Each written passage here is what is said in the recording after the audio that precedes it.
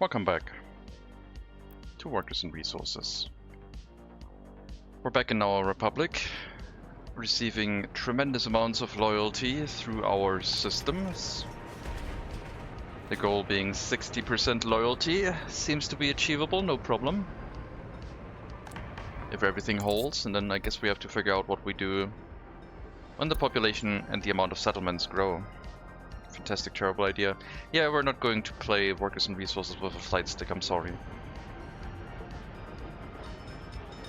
I pulled out my Microsoft Sidewinder joystick, which is like 20 plus years old. Similar to my steering wheel. And it still works. And I can play Nuclear Option with it. So I have a joystick now that I can play a flight simulator with. That's kind of cool. Kind of hard to look around, but flying is a whole lot easier that way. I don't know if I'm gonna go towards that. I probably am. I'll probably have to run like mouse plus joystick to look around. Unless they add VR at some point, that would be cool. But anyway, what the Mega Monk, what the hell? No. That emote has... Okay. No, it's fine. It's just like, I just thought the mouth was like... Okay, never mind. Okay, that emote is so creepy when you don't know what to expect. That's fine. Now that I know what I'm looking at. Oh, Jesus Christ. We're currently filling up our storage area with resources. Rail construction is still ongoing, should be connecting this very soon, then we can run the train to the area. Deliver our initial supply of resources to the first warehouse, which it will then put into the secondary warehouses, from where the distribution office picks them up from. Our temporary warehouse is gone. So yeah. Here, everyone is basically able to load and unload from all the warehouses. And once we can turn off the delivery from the customs house for these options, like crops we don't need anymore. Steel and boards, that is still a thing. Maybe we'll have another like cargo platform and hook up like a resource storage for building materials and the refrigerated goods onto, but not sure yet. No, that Poro happy emote, that looks unnatural. I only see like a very weird grin in that emote. What's supposed to be the beard, but I don't know. Looks very strange. Why would you? Oh no, percussive. No, it looks fine. It looks absolutely normal. It's I shouldn't have mentioned it. I'm sorry. It's I don't know why I was mentioning it. There's nothing wrong with it.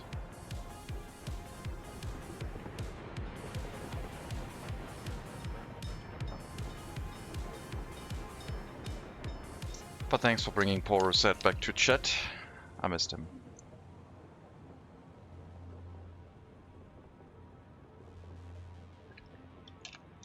Not sure why they removed that emote. It was heavily used by me. Maybe that's the reason. Yep, that's better.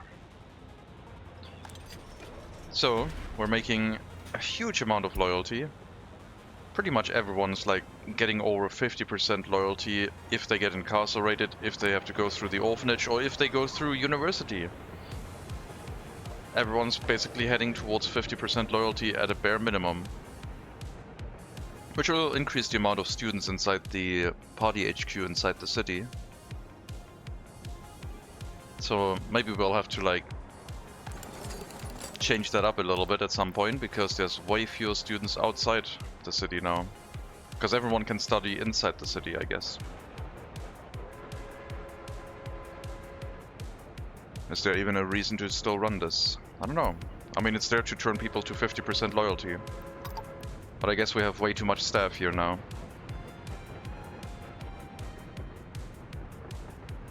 If everyone is that loyal.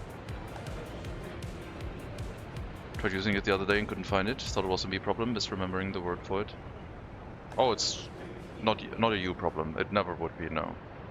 Perk-de-derp is just an imagination that has never happened before. have some red berries. Also, hello Mega Monkey, hello Percussigant, welcome.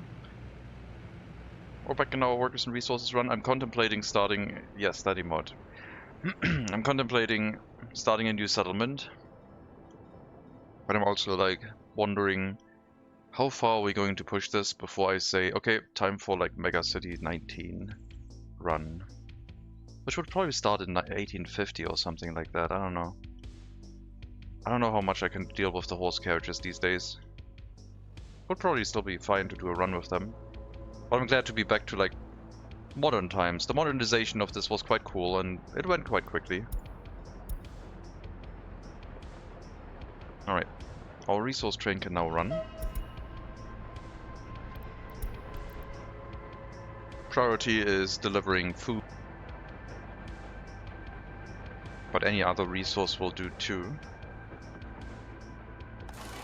The distribution office is not allowed to pick up food anymore from the border. Only resources we can't transport with the current train.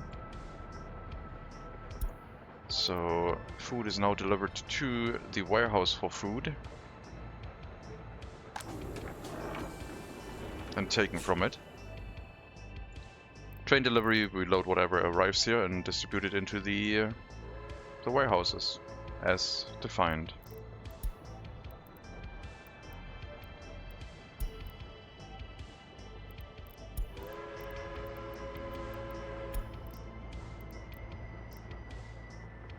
Okay. Start in 2070, call it Night City. We get 4 years to build it. Oh god, that would be a challenge. I don't know if I can do challenges on this channel. Would be too much. Okay, get rid of that signal. Once this train is out of the train station and has done... where are you going? Oh, you're going to the train platform. No, that's fine. Once this train has left the train platform, then the resource train could run, or the rail construction train. Both, I guess, would work. I want the resource train to run, so... Yes, you go first. Because we need food. We're now waiting for food deliveries by train before they get distributed to the settlement.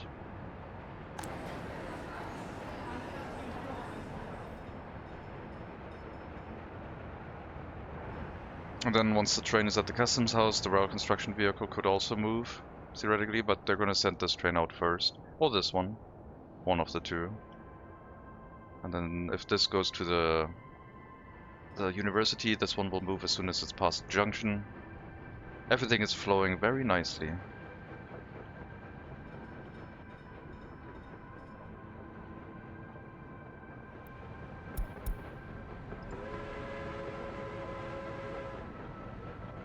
We should probably add some more money.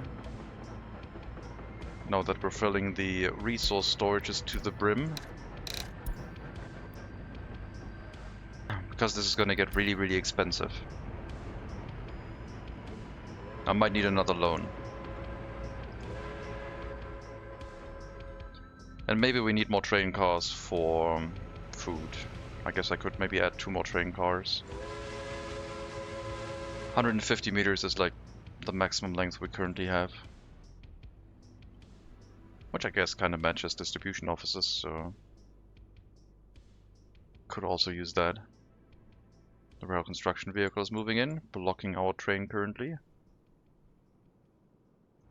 Very slow.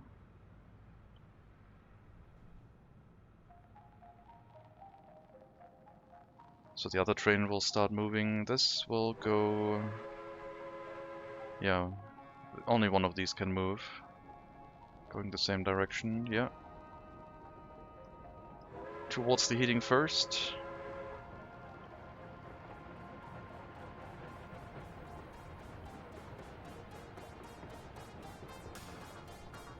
Okay.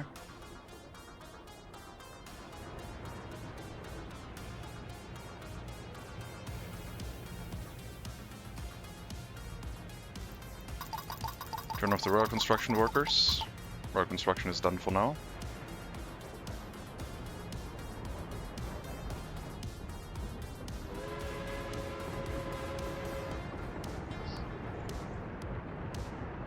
So now, this train has advanced to the next signal, but it has to wait for the resource train to go by now, because they're on the same track.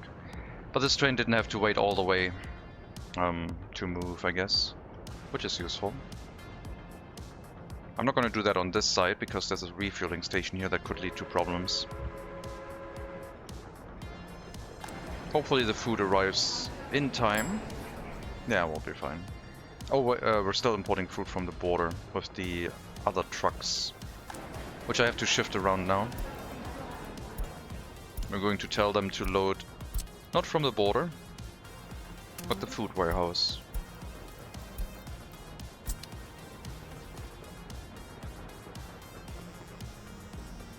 That's why we didn't run out of food yet, which is handy.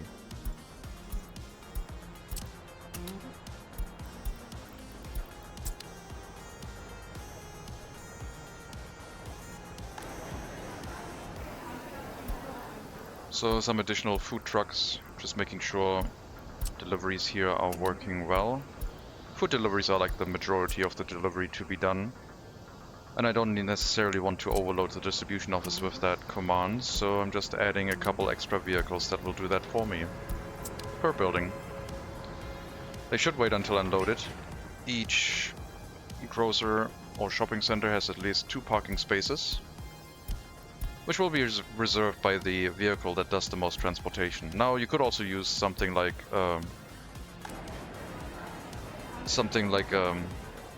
meat trucks, if that is like a concern, because of long delivery distances. But for us currently that's not a problem yet, because Customs House is so close. And we don't have a train station. If we have a train station for meat here too, then it would be the same distance as the Customs House, and also not a problem. Probably still something we have to do. I guess maybe we could put the meat storage on this side, with a cargo platform coming out this way.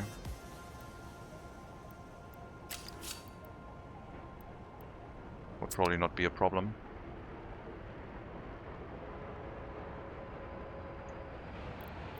Small cargo platform. Small cargo platform is still quite chunky, but yeah, it's fine. Not sure if we could connect that. That might be better served here. And then have a meat storage to it.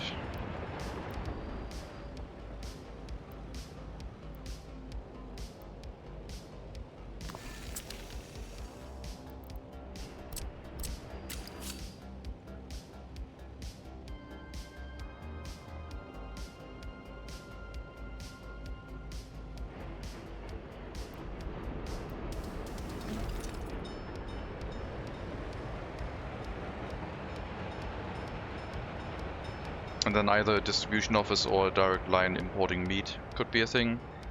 If we shifted this one over, we could also put a resource storage for something else here. But if we wanted fuel unloading, it would have to be a dedicated unloading platform, because it's not done through a cargo train station. I don't think I need anything else. Like, we could unload like construction materials, I guess, but I don't see that as a reason right now. Just a train platform unloading meat would be good enough.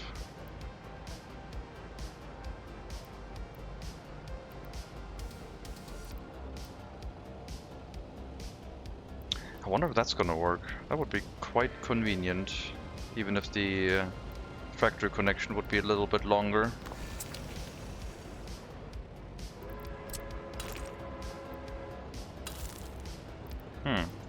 Why not?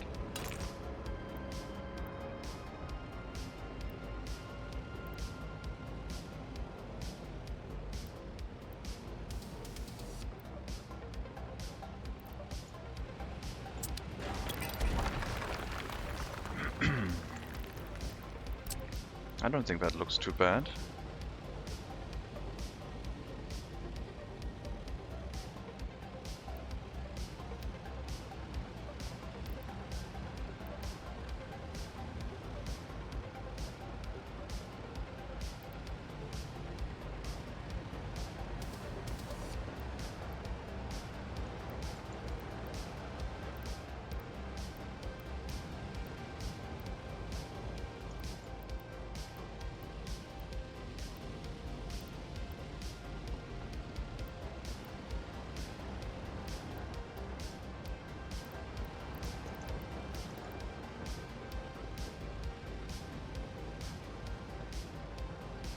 Don't think that's gonna work.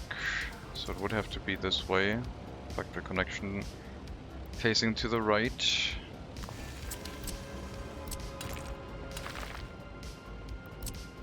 This whole thing. And then a road connection around this factory connection. With more like cargo platforms hooked up to that side, I guess, if there's a need for it.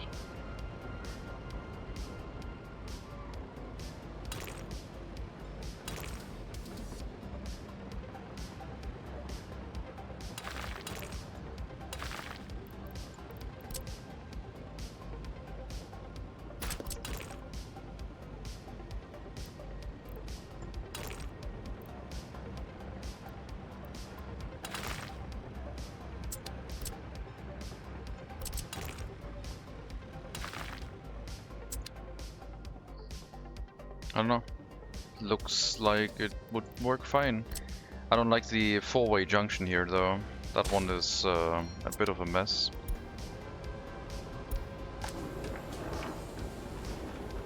Yeah, I would rather connect to that side, I think. Somewhere here instead.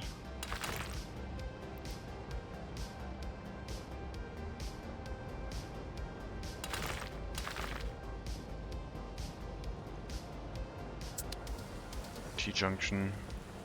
This can be a four-way junction because the meat pickup is not going to be happening that often. This is not really designed in a way where the cargo train transporting food and all other materials is this like the same train as transporting meat. So the meat train would probably be a different train. Maybe the meat train could be the same that delivers food to us. Not food, that might work.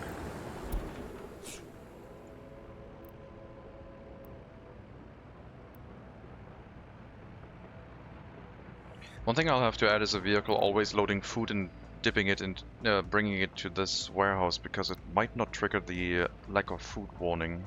Although we are loading it, I think, a low enough amount. And the vehicles are small enough where it shouldn't leave too much food in here to not trigger the warning. I don't know. Still need the fabric deliveries, I guess. So you can load fabric from here and unload it in here too.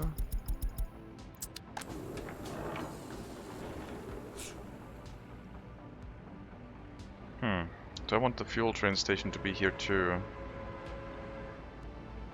So we would come in, deliver meat or fuel first, and then deliver meat at the end. I guess that would work. We would have to shift it back a little bit. Maybe if the train platform were here. And then we could put the meat storage like in front of this thing, only use 2 train lines out of the building.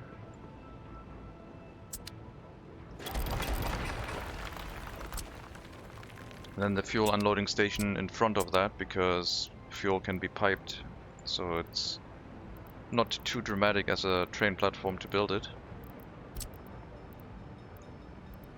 So if we set up something like this, I guess.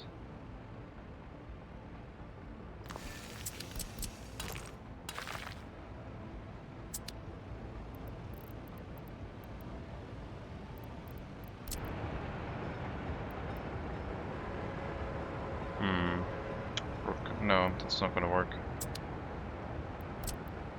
And here I think it's a little bit awkward with the road connections.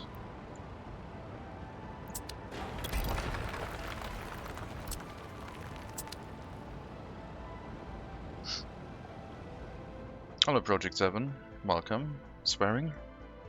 I built a resource storage per resource type because it looked cool, I thought. So we're storing excess materials in here. This one's going to be the first warning if something runs empty, and then we have a whole another resource storage for the other types of resources. So if the train delivery warehouse starts complaining that it's empty, then we're still like good, because there's a storage behind that giving me a warning message.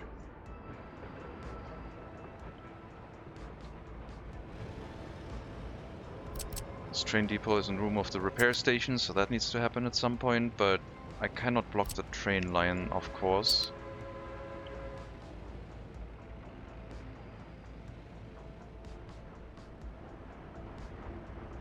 Distribution office picks up the resources and carries them to the small warehouses. It's not too much to ask for. And the better the trucks get, the easier it'll be. Food is transported into the city by dedicated lines anyway, in addition to the distribution office, so it doesn't have that much work to do.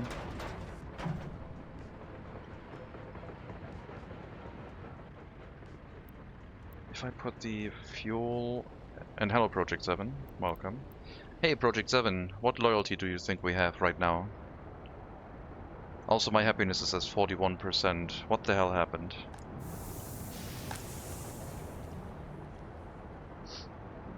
Why loyalty terrible?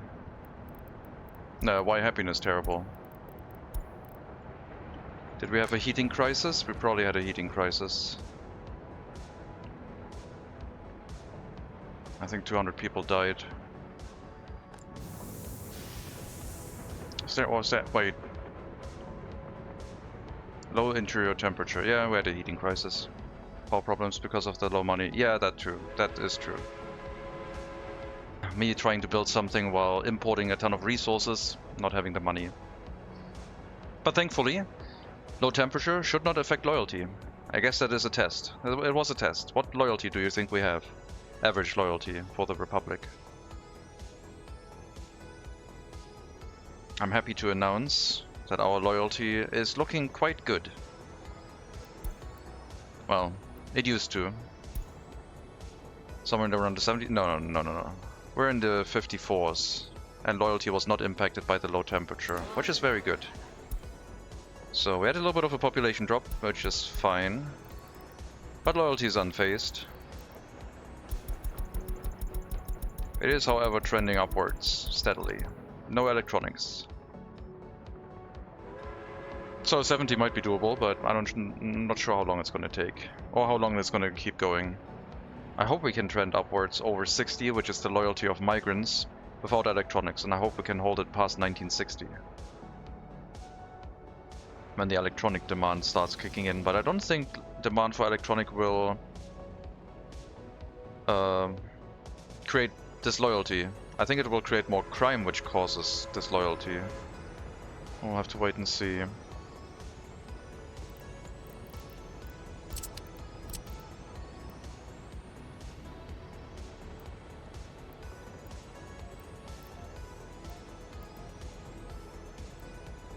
I guess I could put the train platform here, in front of the depot.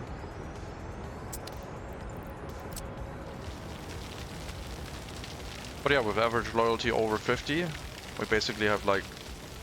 Everyone should have enough loyalty to work in buildings that create loyalty now, so that's quite convenient. Are the loans still growing, or are you able to pay them down now? I'm starting to grow the loans because I'm importing this massively, but before we made a decent amount of money. However, filling the warehouse costs me about $250,000 right now, and I want all the warehouses to be filled, so...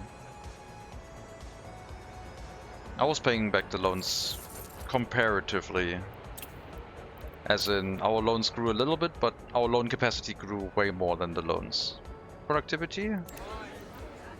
Well, let's not talk about that right now because of the freezing temperatures, but it was at 84%, 86% before the freezing hit. However, medical care should bring that back up once people have been treated and happiness has been restored.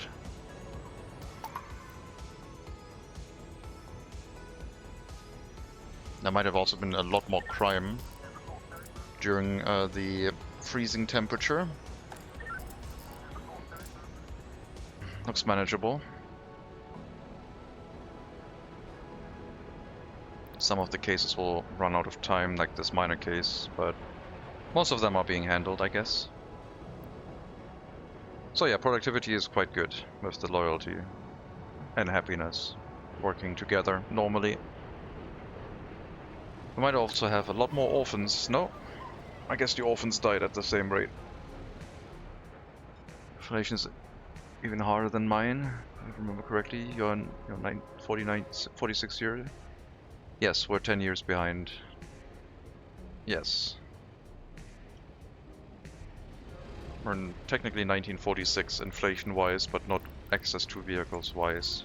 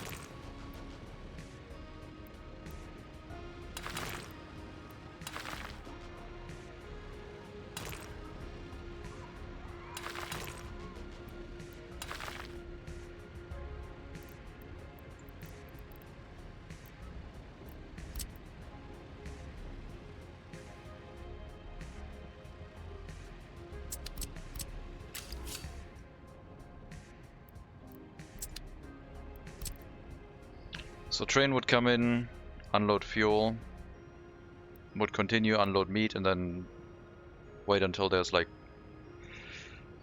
wait until unloaded for what? If we wanted to wait until unloaded for fuel, then fuel should be the last station. Or should it be a separate station? I guess we could have a separate station and just split them up. Meat train. The meat train would be like running around in the Republic distributing meat everywhere, but it could use the same line as the fuel delivery, I guess.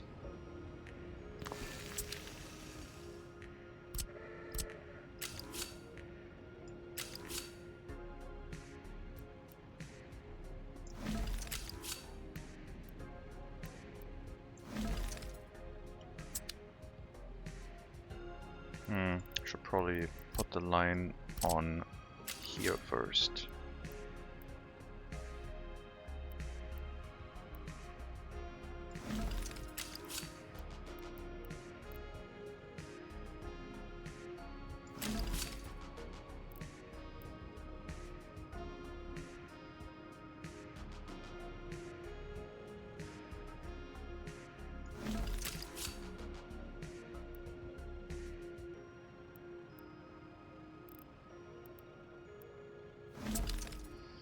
It's a little bit short for a fuel train, and we wouldn't need the connection to the depot, otherwise trains will get confused and try to run through this line where the fuel train is waiting, but I guess the fuel train also doesn't need to be that long.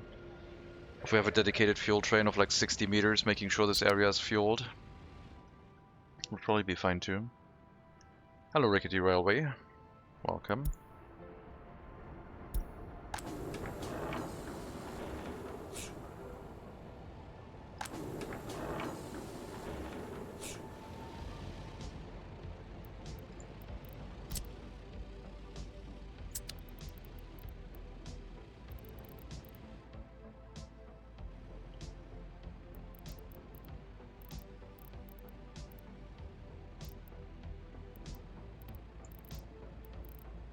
Yeah, if we have meat trains or like fuel trains, it's either going to be a distribution office or it's going to be a dedicated train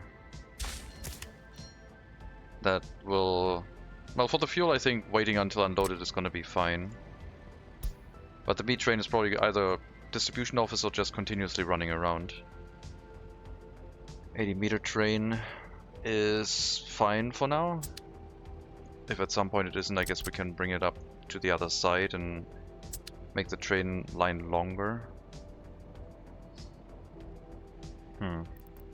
Maybe I can hook it up to the other resource delivery here instead. That would give it a lot more range, I guess. Because then we have all the way up to here for how long the train can be, and the fuel train could be massive. Almost 150 meters for the fuel train itself. And then if we hook up the meat train here too, then the fuel train would be a little bit shorter.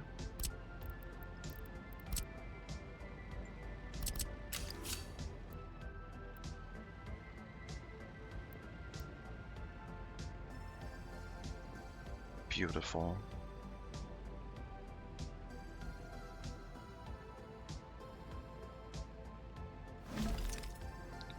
We'll do something like that. A little bit weird, but it increases the size of the trains we can have, I guess. The length.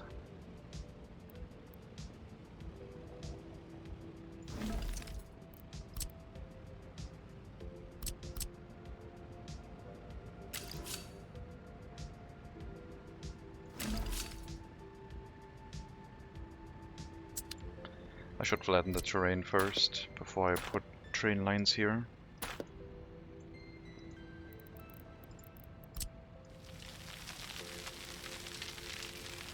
Are you using so many small warehouses because you don't yet have forklifts to connect them?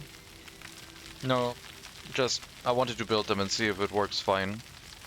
Because I feel like forklift garages wouldn't be that much more efficient than the distribution office. Especially carrying food over, they would be very, very busy. Oh. What's going on? Not again. People are dying again. Oh god, we lost 1,000 people. Okay, I guess like our settlement is going to die now. It's not because... Okay, I'm gonna reload that probably because I don't know what you're doing. I think the train was too long for the coaling station. And I didn't pay attention again. So this one, it went to a coaling station that was only 115 meters and then blocked the train traffic. I think for me I'm going to allow myself a reload. But that leads to other problems. Because I didn't plan for that. That's a mess. Yeah, that's a death spiral. That's like complete reset of the town, basically. Everyone's dead. Because I didn't pay attention. Huh. Is that 3 minutes ago already? I guess it's already underway at that point. Hello, Dentrussi. Welcome. Typical problem, just talk with the chat a second too long. Damn, what happened? Why is it happening? Yeah, no, I built a train that's too long for the coaling platform. You have 1.7 mil enough for new guys at the moment? Well, I did take out a loan. To try and like fill our warehouse. Okay, so the food train is not going to work then. How am I going to solve that? Because it's still going to try to get to the coaling station. How was the other train even allowed to like... I'm confused.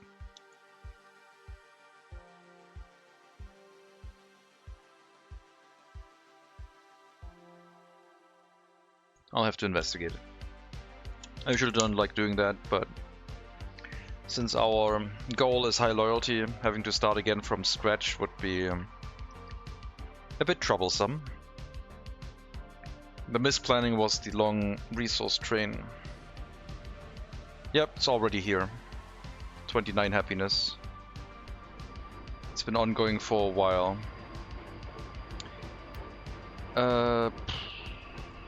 Okay, sure. We'll go one earlier. Just talk with chat for 10 minutes and the Republic dies. I didn't notice that for over 10 minutes. Alright. Oh, look at that, we have the autosave when it happened. Okay, so...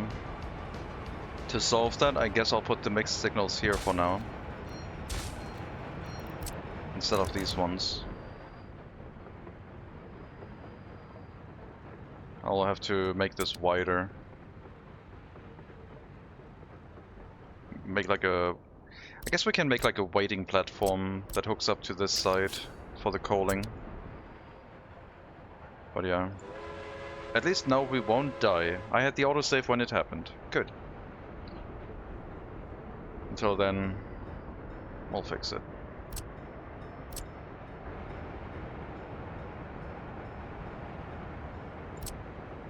How long is this coaling station?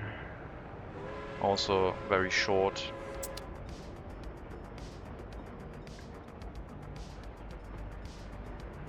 Classic. Yes. I mean, this would work too. It would just not really work well as a coaling platform, I guess.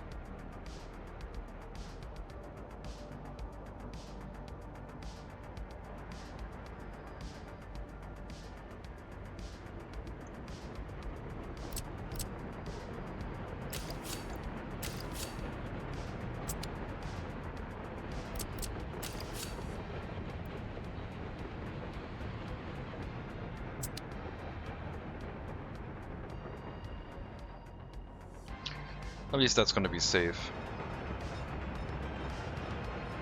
I should have looked at how bad the loyalty was. I think health problems do not affect loyalty. I believe. I don't think they do. From my extensive testing in this republic, apparently. It's the first time we had a massive death spiral. The previous ones were not that drastic.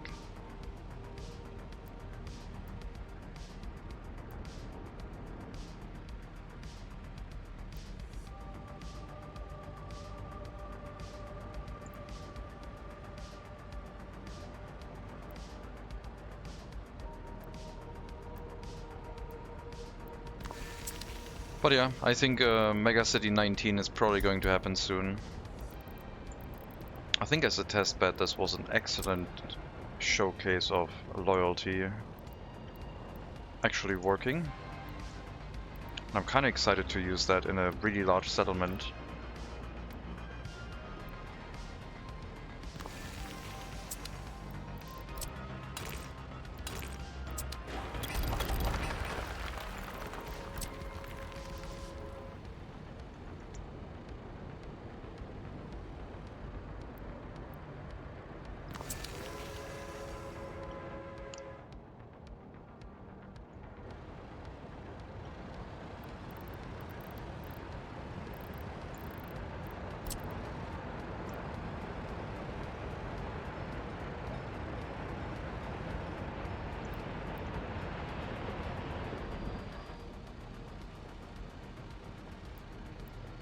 I forgot how I built this.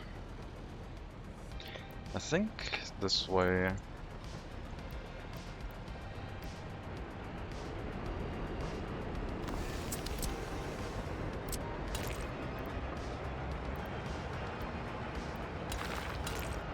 Something like that. That looks horrible.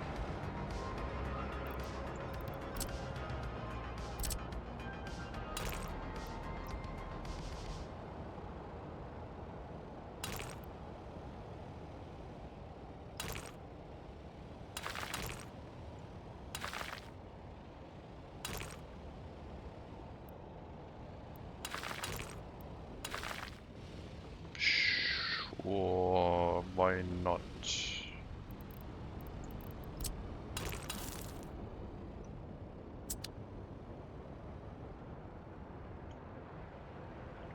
Let's make sure our train network runs. Yes, everything hooks up to the train network. Yeah, building stuff, like, now you know why people don't build things during winter, because everyone's like busy looking at things, so it doesn't collapse.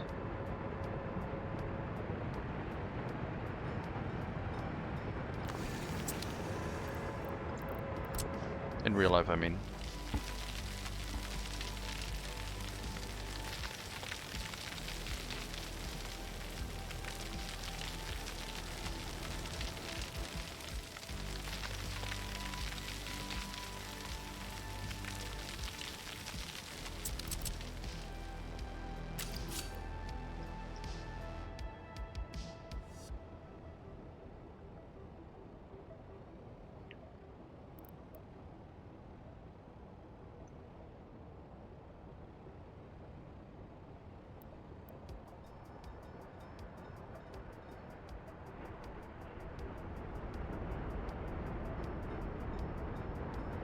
But yeah, I could have repopulated the city.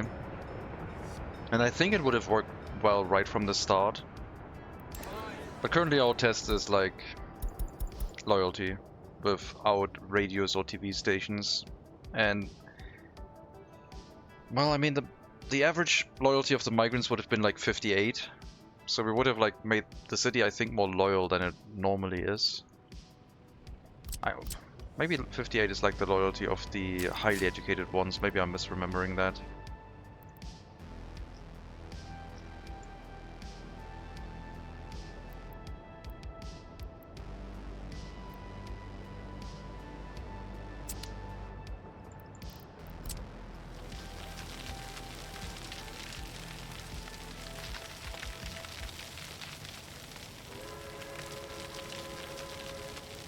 But yeah, I'm kind of starting to like buildings placed close together without the factory connections, if possible. So this looks like a more normal warehouse setup.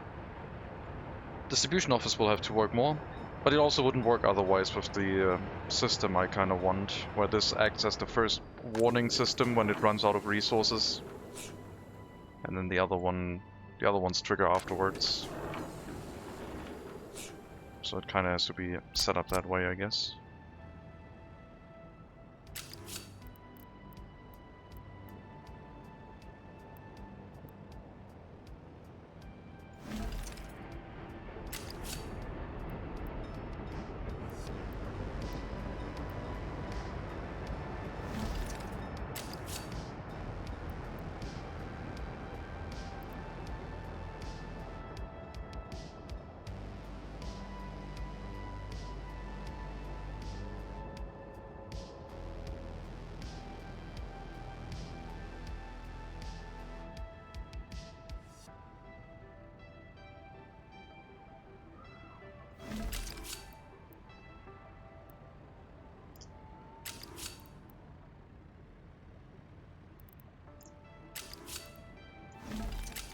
Yeah, sure. We'll give them like the most distance they can have here. So the trains can keep unloading and waiting until unloaded. For now. For planning for 450-meter long trains for these, which I guess is like a sensible size. It wouldn't be too difficult to make that work in this area.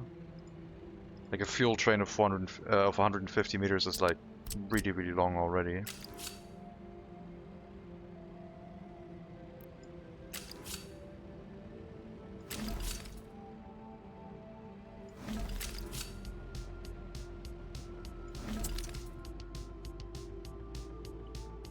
Something like that.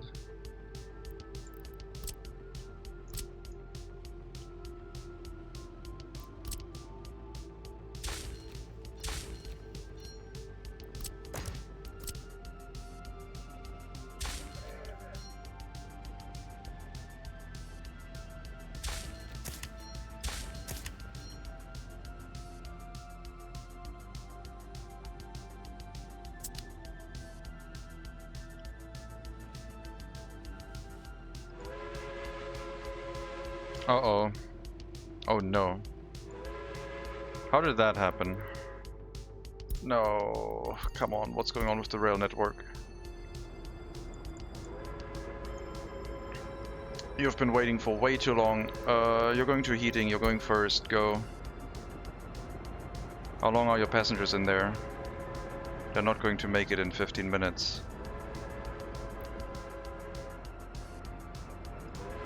So, you're going to go back and pick up new people.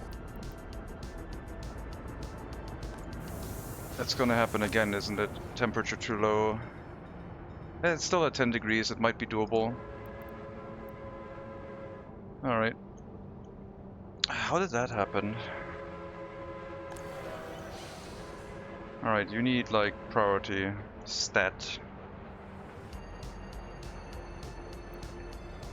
Something's not working well with the resource train in this network. Alright, go. Get the heating plant running before it starts freezing the buildings. They're now below freezing. Go. Now's the critical time. They're gonna die so quickly.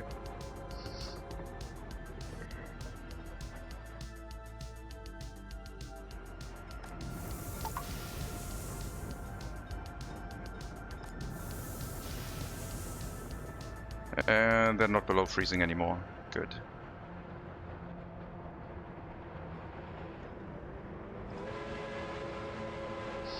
What is going on with the resource train? Why is it getting stuck on the network? Is it because... Wait, do I still need the signals here then?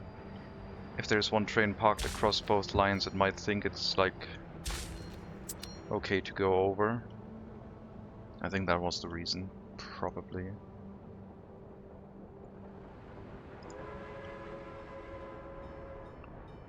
Yeah, I gotta investigate this network. I can't lose all my population. It wouldn't be a good thing to lose your population again after another reload.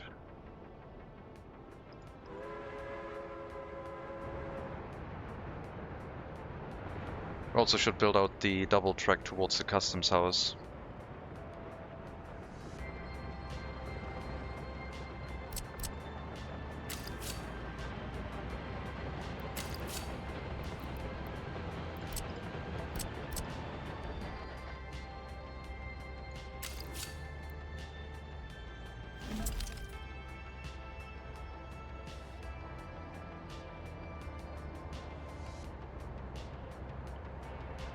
But yeah, happiness should not have an impact on loyalty.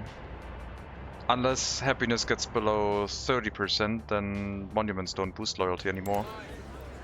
But I don't think it drops the loyalty. Oh, it dropped it a little bit. Really low happiness apparently will affect loyalty. Which I guess is understandable.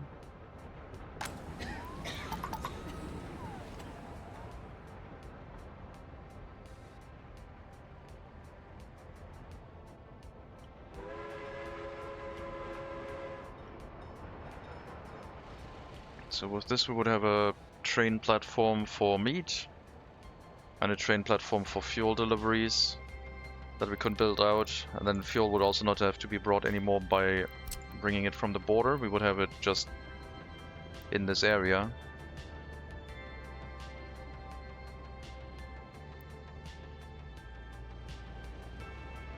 Maybe it would make sense to build a fire station close by and let workers walk to it. But the one at the junction up here doesn't seem to be too far away. However, if our whole fuel storage burns down, we might decide otherwise at that point.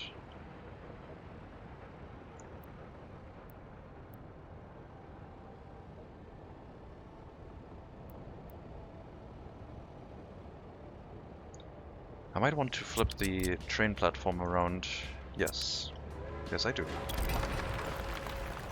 Because of the outgoing fuel connection.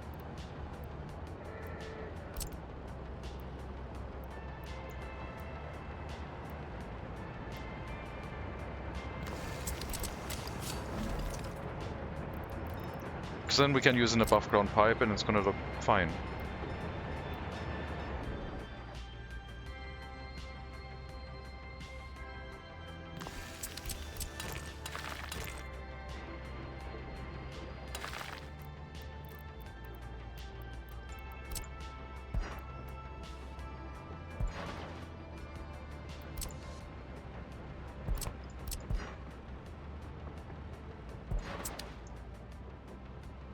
Sort of. And we'll need a substation for electricity.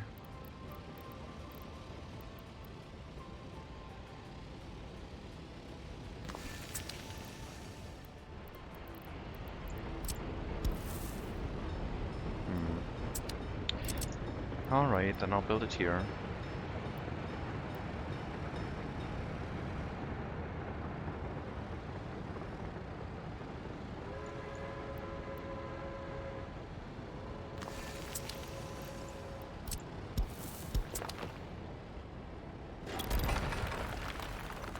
And also transformer in the area. Because we're running out of power. We have run out of power connections on the other one. So we might as well also set up a transformer in the area for more power delivery into the city. Now that could work.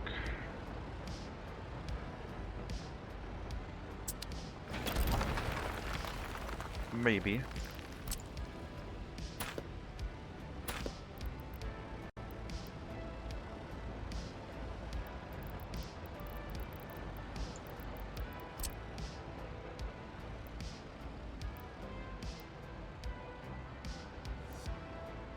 Gotta make sure that the power connections can be assigned, especially the high voltage one.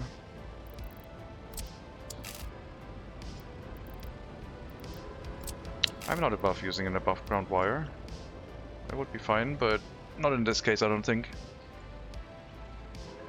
We're probably going to flip that one around.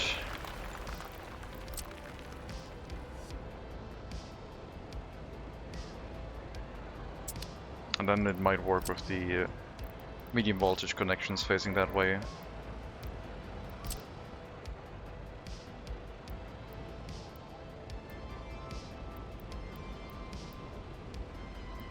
But I give it a little bit more room towards the building, just in case. That'll be fine. That'll be fine. Everything else is it. I didn't flip it around. I placed it exactly the way it was before. High voltage connection that way, please. Alright.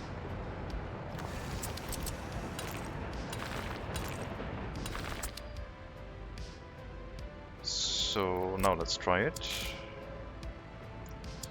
These ones it doesn't like. I can't really move it any further. I could have some power lines out here with like above ground, but don't really want that. That's unfortunate. Also don't want to lose those connections, so maybe we'll have to curve this road, I guess. Like, bring it in from this side and just give it a little bit of a curve. And then we can connect these out, no problem. Sure, we'll do that. This connects fine through the building underneath, and this one does as well. So that hooks that up, and then we need to bring the road connection back here.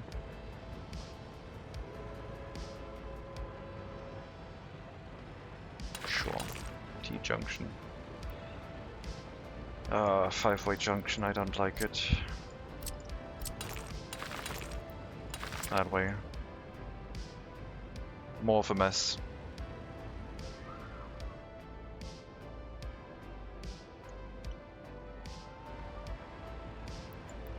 I will have to bring a 5 megawatt high voltage underground wire from the switch over to this side. We could have another switch.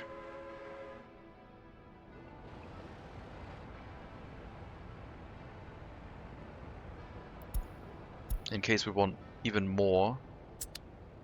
Let's make sure the train runs now with the reintroduction of the other switches, of the other signals again. So far it looks okay. We'll have to wait and see what happens when this train tries to refuel. Because when it goes in, it should block its own siding in this little section, which will prevent another train from entering and leaving. And a short train will wait, but if two long trains are waiting here, only one long train is allowed in. Because then it'll block this one and will not allow another long train in. Hello 50, Central Station. Yeah, for resources, sort of. No construction materials yet, but I think the general concept we have done a numerous amount of times, and it would be kind of neat to have, I think. I think I'm going to build it that way. I like the sharper angle more.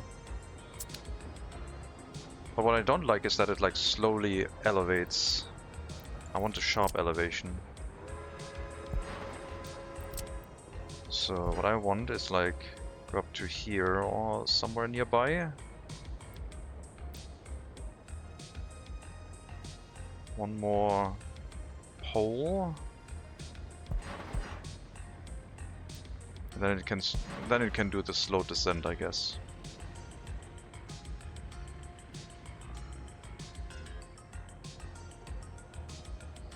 Or does that look sillier than this one? I guess this looks fine. No, this looks fine. I'm okay with that.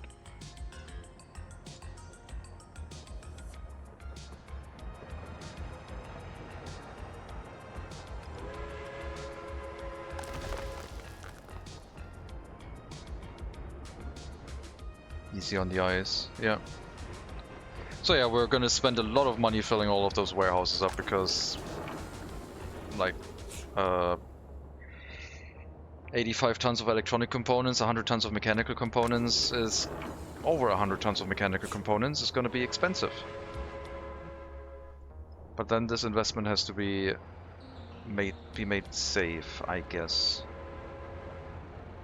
Maybe I should add another fire station. This thing has me worried.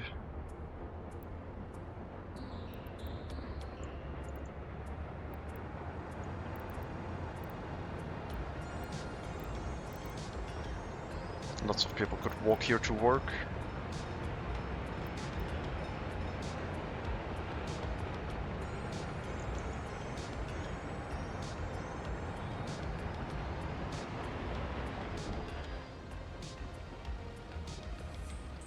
Now, if the road wasn't as curved, the fire station could be right here, I guess.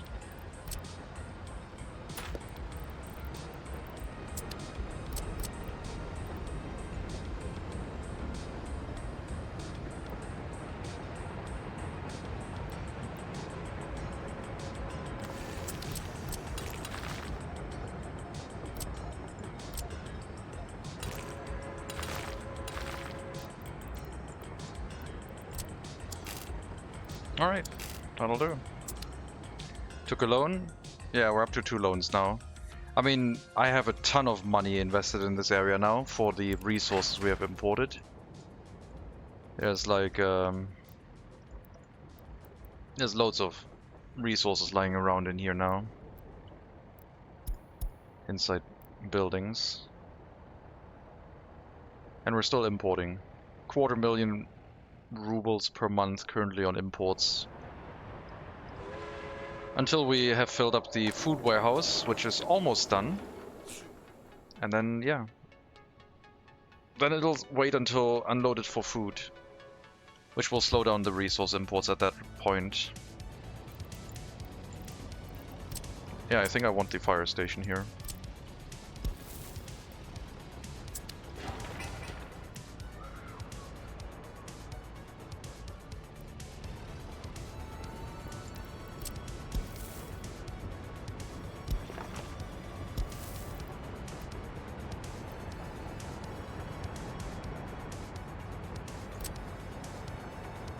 Get the fire station up. What's my majority export currently? Clothing, but it's not the thing that makes me the most money.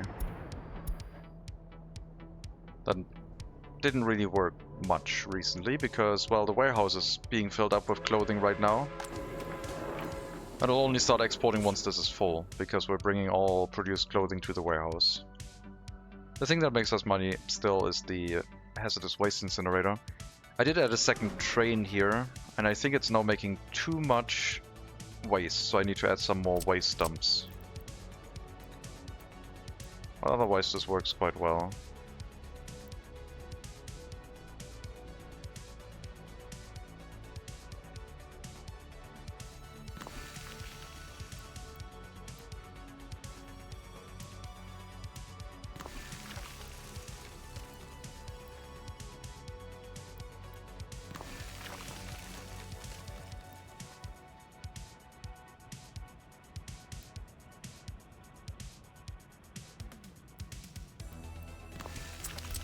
That should be enough.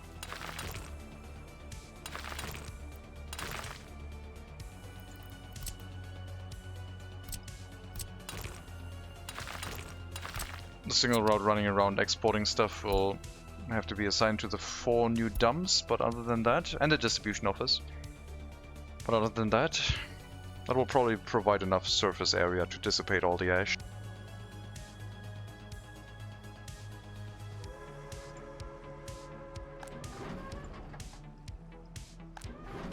I like that this waste sorting works well.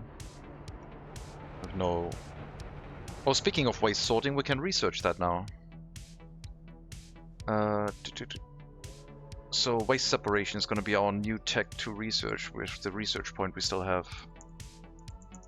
Waste separation.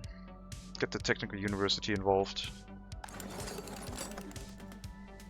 It should be available now. I think.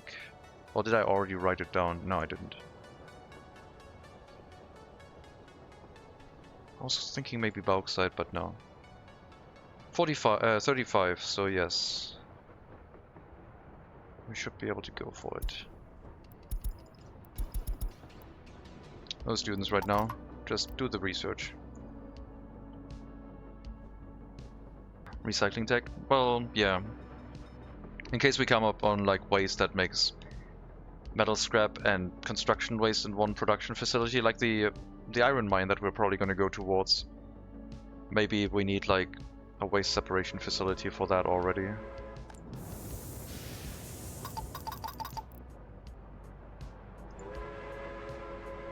I should just add a bus route to the heating plant so it's like more robust.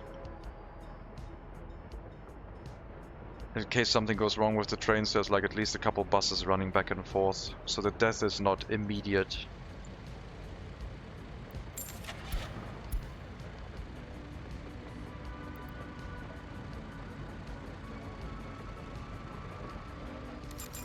Sure.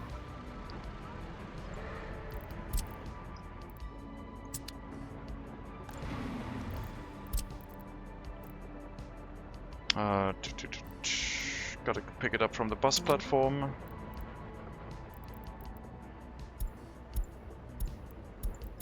Workers. I guess we'll just drop it off here. It's just going to balance out the delivery of the workers. And then could go through the end station, but I don't know. I don't think an end station here will be necessary.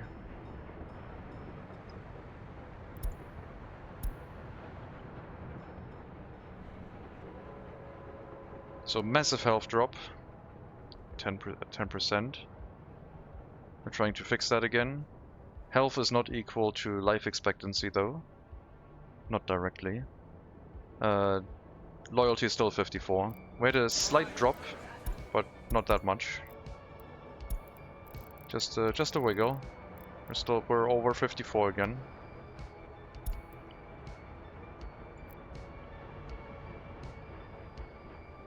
Did you get those unloyal citizens in check? Yes. They are being handled correctly now.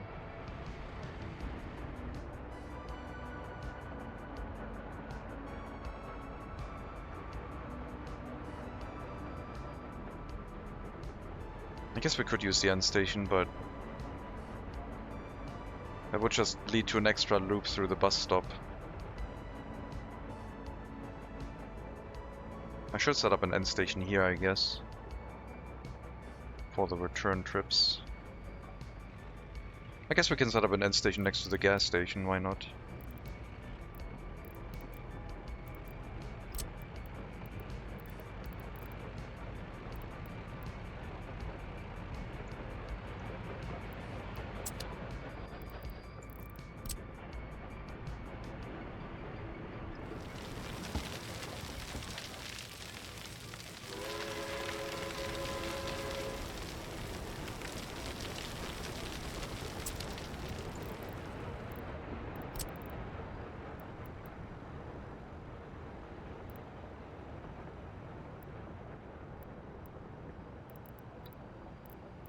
How much more does this cost?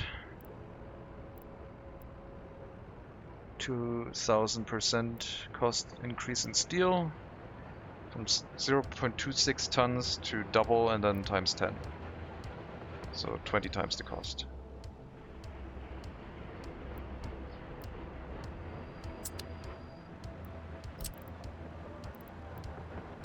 But yeah, I'm fine with that, I think.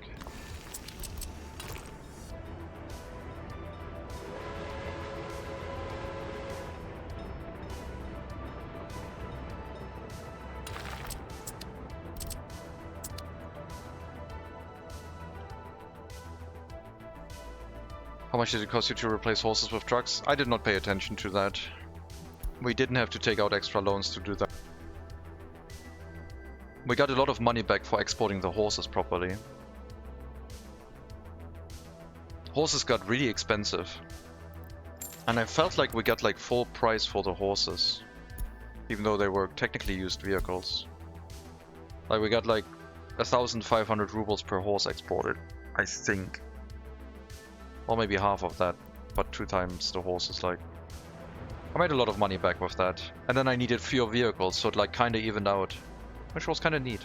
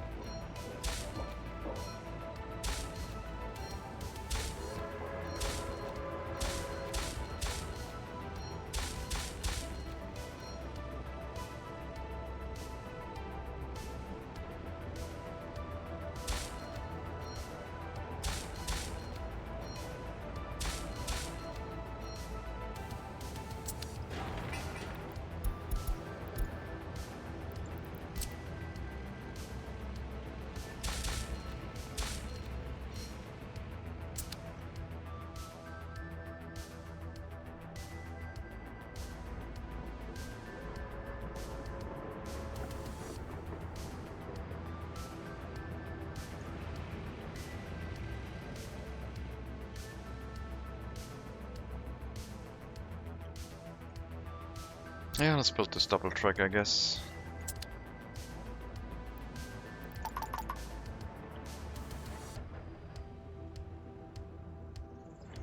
Sorry about the reload, but yeah, I did not want to go through the whole process again.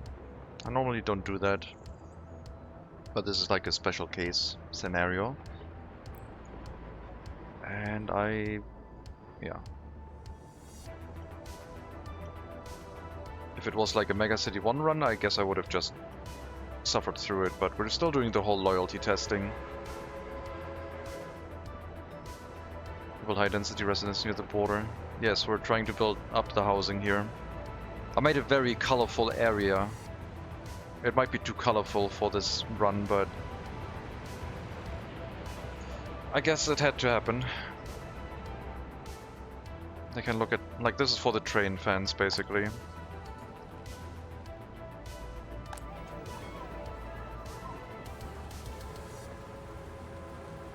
We got one 21-year-old without their own flat. Let's analyze who that would be. It is not a disloyal, highly educated worker. It's not a disloyal, regular educated worker. It shouldn't be anyone without an education because the... oh, it might be someone without an education. Looks like we have a little bit of an education crisis brewing in the background, so let's push up the amount of teachers. But let's look elsewhere too.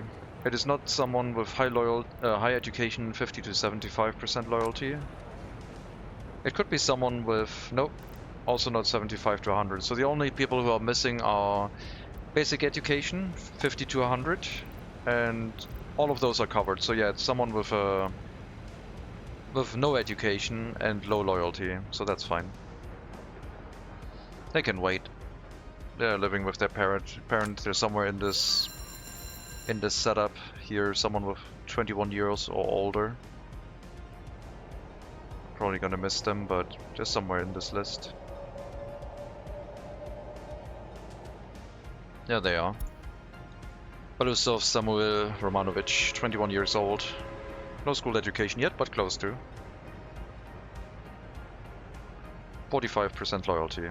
If he had more than 50%, he could have moved into a building already. So far, no uneducated workers in buildings, though. A lot of citizens sending their kids to school. It's overcrowded. Well, I didn't provide enough workers in here. That's the other reason. But yeah, birth rate is kicking back in. Population growth is a go. So we'll have to deal with that. Very loyal teachers, though. It's gonna be really, really good. Their loyalty is gonna get pushed up a lot. Just from going to school. Escape percentage? It might have been a little bit higher. Because of our issue. Only 100 people.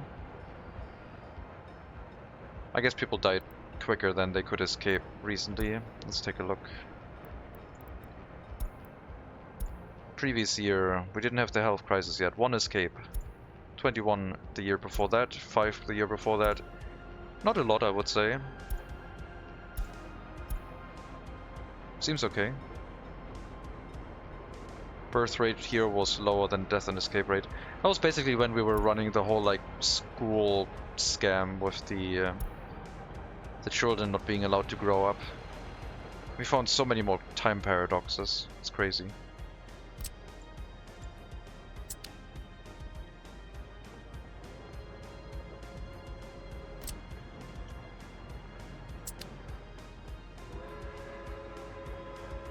Shit, even though you made the Republic cozy and lovely, ungrateful citizens.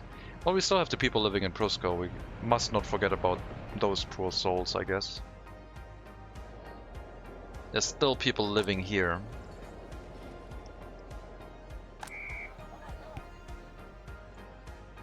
But it might become depopulated once everyone is really loyal, I guess. At some point. Then I guess I can tear down these buildings. But I think it's always good to have like an overflow area for like disloyal people so they can move in somewhere. Oh, we could also put the uneducated people in here, I guess.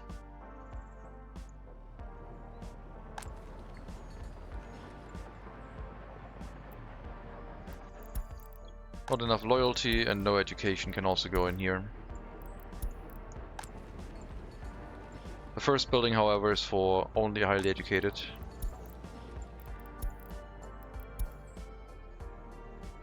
So there's at least a baseline of highly educated people in the area.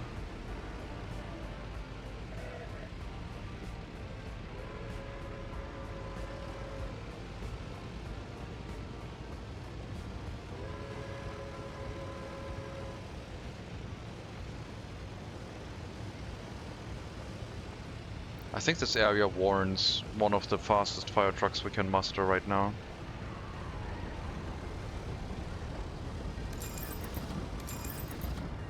It's gonna be kinda high value.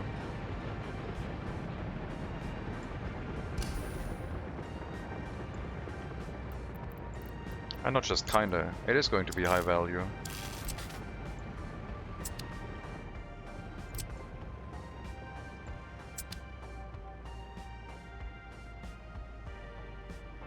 And then the distribution office can load the fuel directly from the storage tank. It does not need a fast loading station, that's not necessary for that fuel distribution in the area.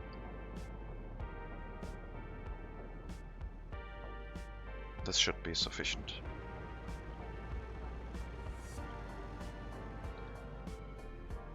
In this area there should be Opel Blitz trucks introduced already. I don't think they want Opel Blitz trucks because then you're gonna look like you're gonna make like the Third Reich Germany, and I don't think they want that, where people are making screenshots where they're running like Opel Blitzes and trains and it looks surprisingly like Germany of the era. Maybe they are trying to avoid that. And if you want them, there's probably mods for it.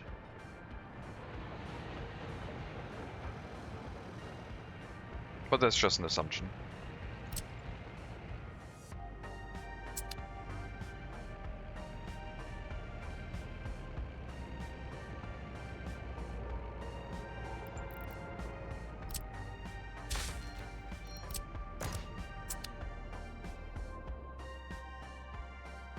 Gas or ZIS trucks instead, yeah.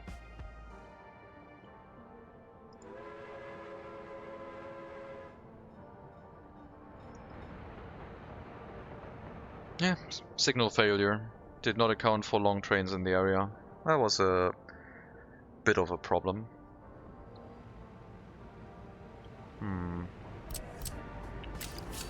I mean, if the coal train stays that long, we could bring the coal train out of this area with a corner as well.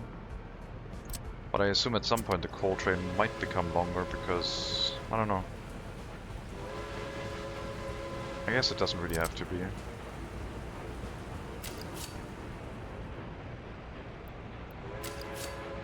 Would be a weird way to feed trains in here. Or I guess we feed it in that direction, yeah. The train comes in this way and then it leaves through here, so this is the exit only. But the incoming trains have to take a different route. Like a a waiting area basically for incoming trains that want to refuel.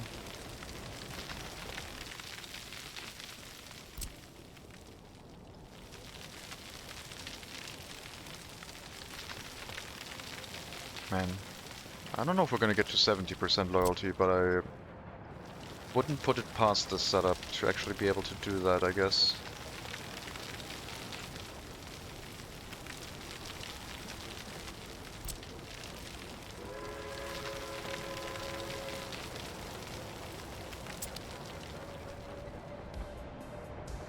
Signals for train are a pain in the ass? I don't think so. I like them, but yeah, I can understand why they're difficult to get.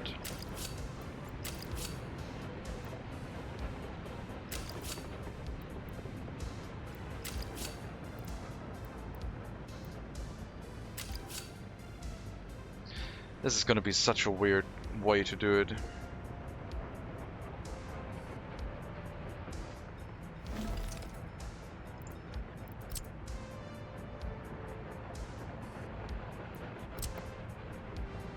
Alright, we're gonna check how long the coal train is and then plan for it.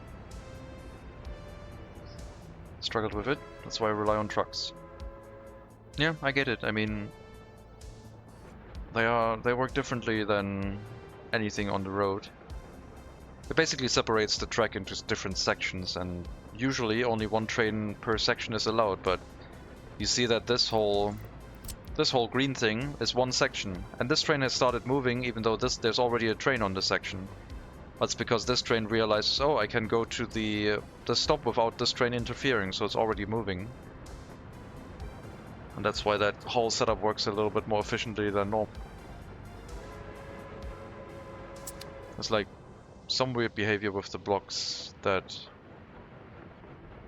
like this one started moving because, well, the signal is here. It would have started moving as soon as this train would have passed this junction. The beauty of line spacing, I guess. I wonder if we're going to be able to fit waste separation in here. That would be nice. Made a whole bunch of room for it and all. But then this whole area will only be used for ash afterwards, so it's still not going to become useless. We still have to put the ash somewhere.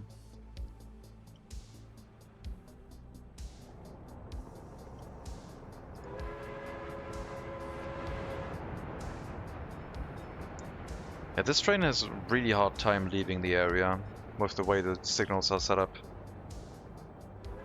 I don't think it's going to be able to. Except in like a rare circumstance. No. This one will have to wait until the whole block is clear. So that's not going to happen, because now this one's going to move. So now the block is clear on this side. And once this train is past this signal, then theoretically the coal train could move, but there's like another train already waiting. Now it can move, yeah. Okay, I guess it queued itself up, sure. But now it has to wait again, because another train was able to move before it. Fun.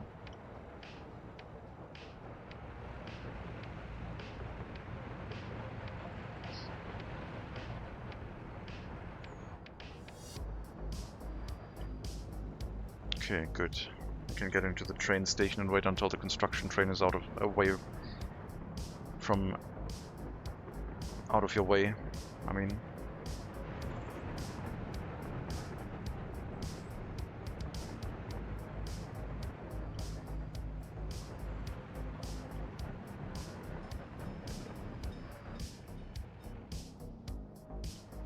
I should not build large or plan large things during winter. It leads to catastrophe. I wish this would like turn red, or like this would give you a noise trigger or something if it gets too low. That would be kind of helpful.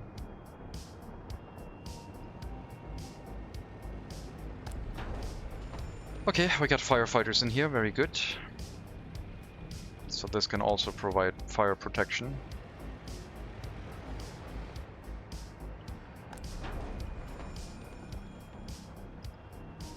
They don't need to be full. As soon as they arrive at a fire, they get locked in place until the fire is dealt with, and newly arriving workers in the fire station can fill out the other slots.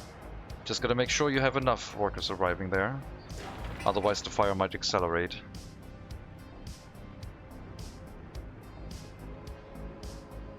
Which happened last time we really tried this fire station.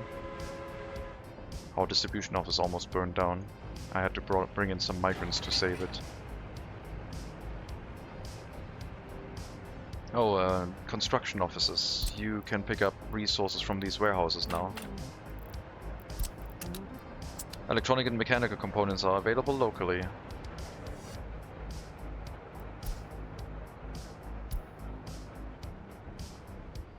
I don't know if we have another construction office. I don't think so.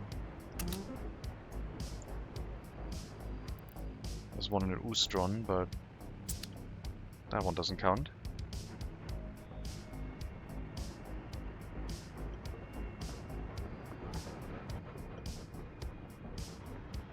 So yeah, I mean the Republic is positive with the waste incineration and us like cleaning up the waste and then exporting the construction waste as gravel. We're not doing the metal scrap import anymore currently.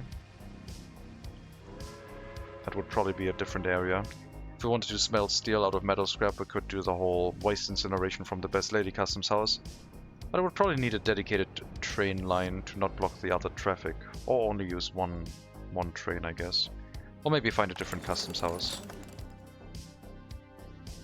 Over 2/3 of the way done with the waste processing and disposal research. We still have to run the waste separation tech. Happiness is coming back. Loyalty of 55 now, so that's going up still. Excellent.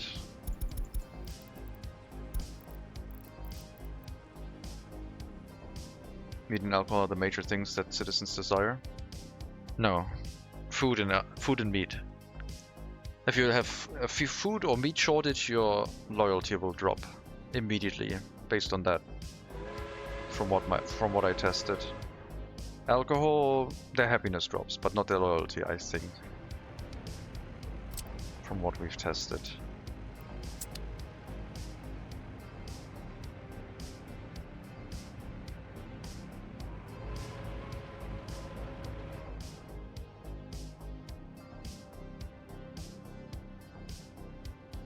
And we can have another train station here. Maybe cement import or something else that's like very rarely used. Happiness drops with alcohol? With lack of alcohol. Not providing alcohol, I mean. I'm sorry. I guess people drink alcohol and then they realize they actually hate the government, so alcohol consumption could also drop loyalty. Maybe. Because people socialize more and then form dangerous ideas.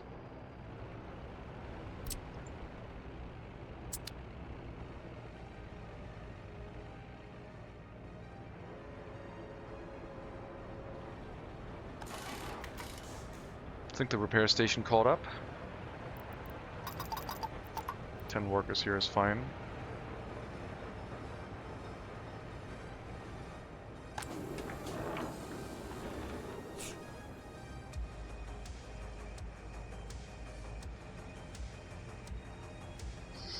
I like the train parked in here tightly between the houses, the buildings. I think that looks so cool.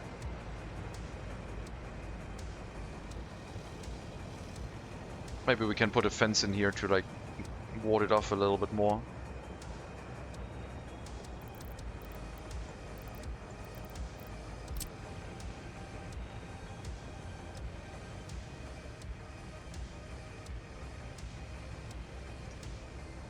Fence this whole compound in.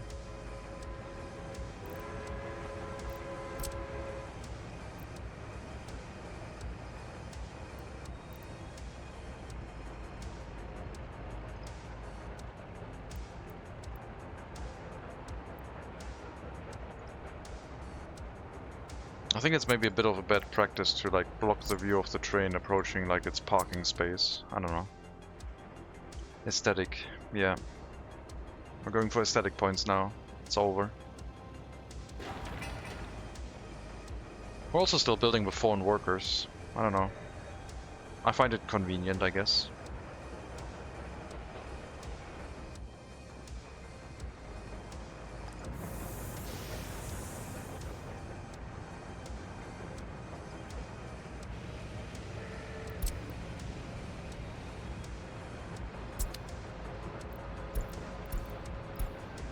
Yeah, we'll run a bus route here in case something is wrong with the train.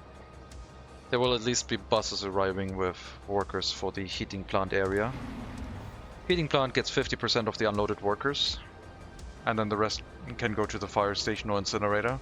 If the heating plant catches fire, then everyone else gets distributed amongst the other buildings.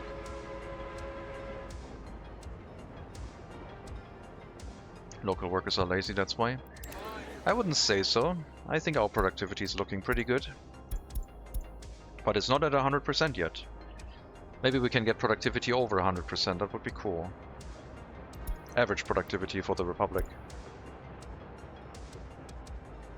But yeah, then we'll have a delivery area here for materials, which ensures that like resource distribution inside the city is going to be a lot more robust. And we could build up the housing all the way onto the hill, I think.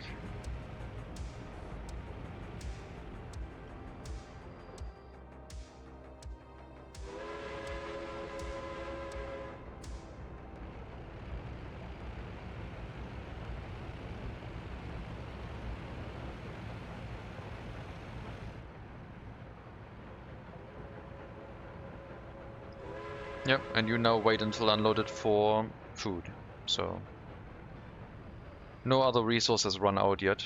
Everything else is full. We used some chemicals, didn't use any alcohol apparently. So alcohol, I mean we only have a small oh, we did have a second alcohol kiosk. Where did I build that one? I'm pretty sure I built a second one here. Set the checkbox. But it is also getting alcohol delivered. But yeah, no shortage of alcohol yet.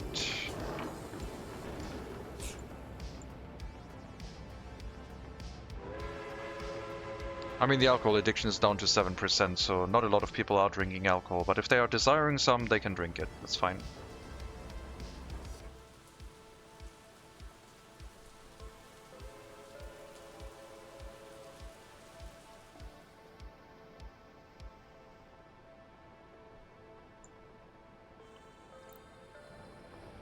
I will play more Nuclear Option today. I'm not sure if I'm going to stream it, but I want to try the joystick. I'm kind of excited for that. And maybe try more mouse, and, like, combine it with mouse, but yeah. I mean, I picked up like a... I think it's from 2002 or 2003 when I bought that thing. I think it's the Force Feedback 1, not even the Force Feedback 2. Let me check. Which joystick do I have? It's that one. Yes.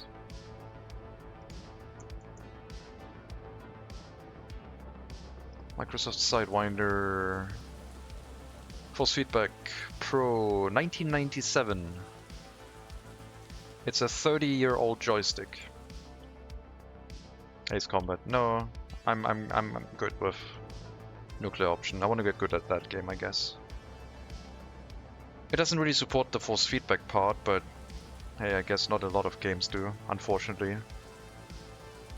I need to play some more EL Stormovic.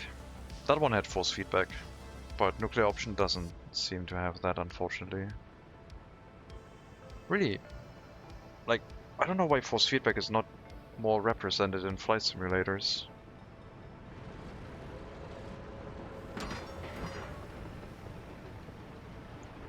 Oh well.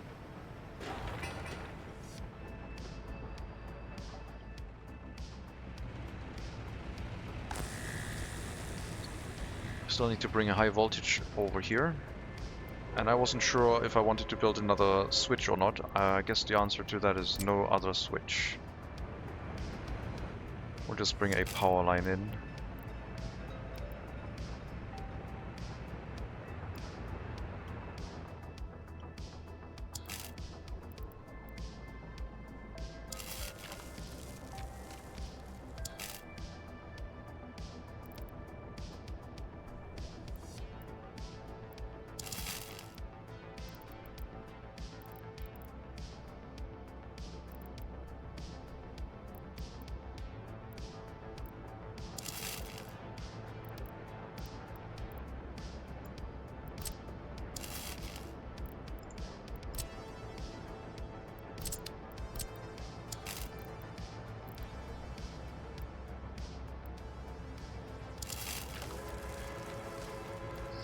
Also playing like racing games, I don't think I could get into like flying simulators without the force feedback.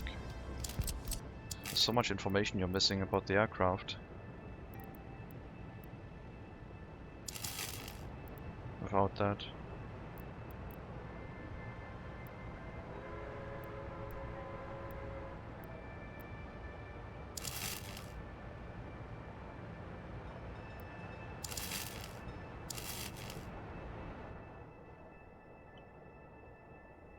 That's a power line.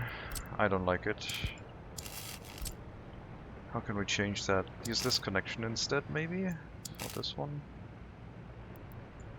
No, this one is fine.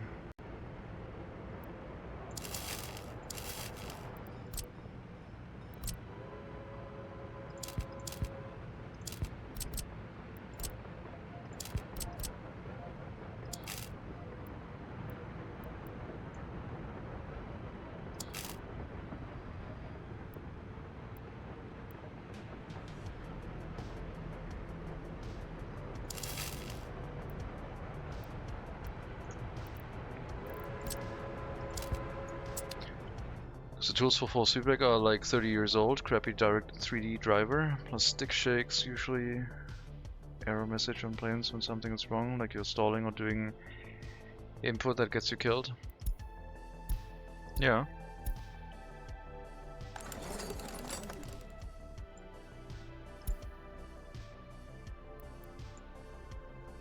But it shouldn't be stick shading, it should be like pulling the plane in the direction that it's realistically trying to pull it when that happens. So you get like the sensation of like how to correct it. Internalized. Oh well. I'm a flight sim noob. My flight sim experience is like over 20 years old now, so maybe I'm going to do like a... Maybe I'm going to install EO Stormovic and try that again. I wonder if the modern one, Stalingrad, I think, has those features, or only the 1946 version does.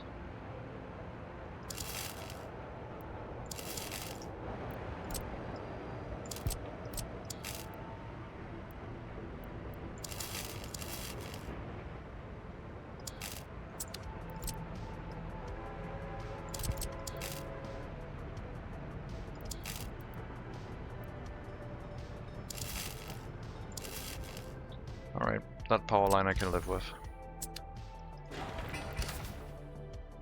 That'll be fine. You mean the air pushing back over the control surfaces?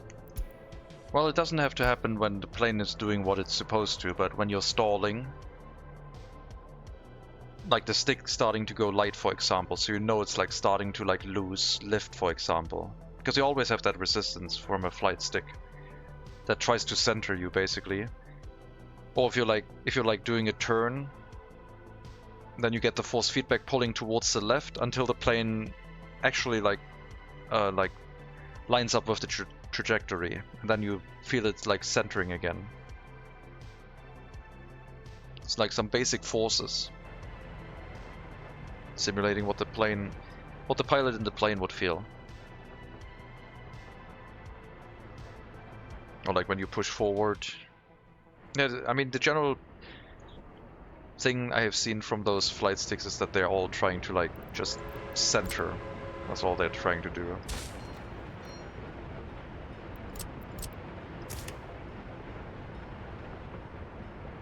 Oh, this is not gonna work. These need to be chain signals, otherwise they're going to cause chaos.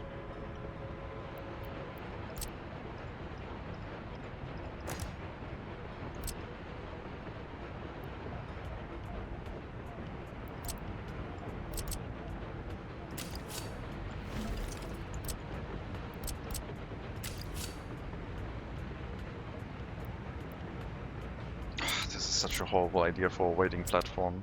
I don't know.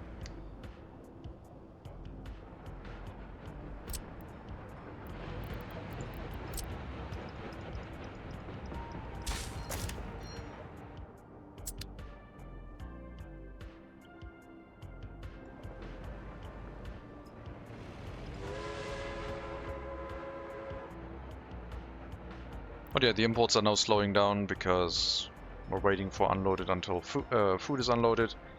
But everything else has also fully arrived, so all the warehouses are now full. We are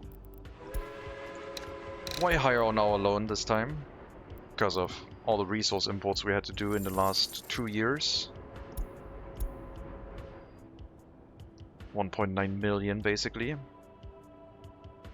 is what's lying around here now.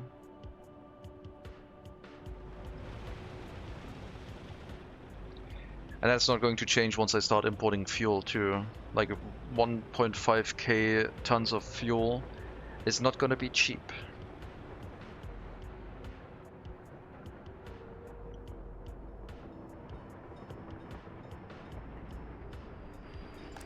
Alright. So you can unload here. Mixed waste only. And you can load construction waste. Any amount. And then the truck running around constantly will have to be assigned to those storages too.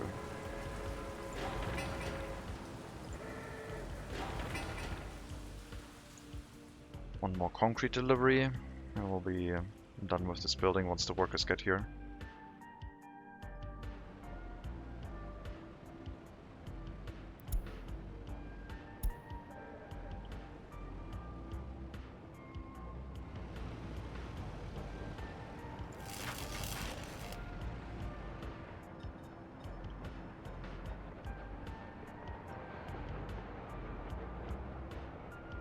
How long was the research for waste separation?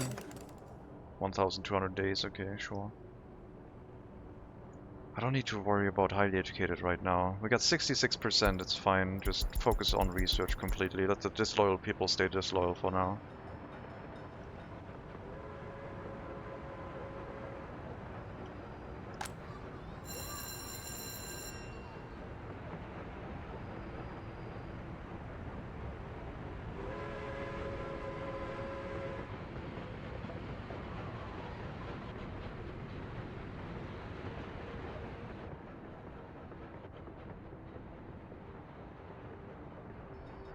Yeah, this coaling station, not great.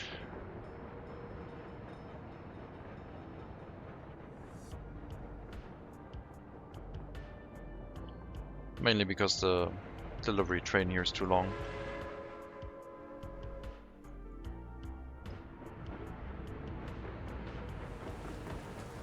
But this could be a problem for every type of train, like a long train might decide to coal here. Which is usually the reason why you would run long trains through a dedicated coaling station, so they're always refueled, and don't look for these public coaling stations that are not designed for longer trains. How could I fix this? If we make it so that it needs to be 150 meters long, it would have to go all the way here for a signal before the junction starts.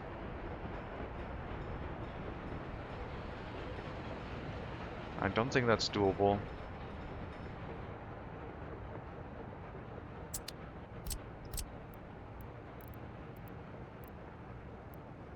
I mean, we could build an alternative coaling station, I guess. A replacement. We do have a tower here already, there's no reason why we couldn't relocate this whole thing.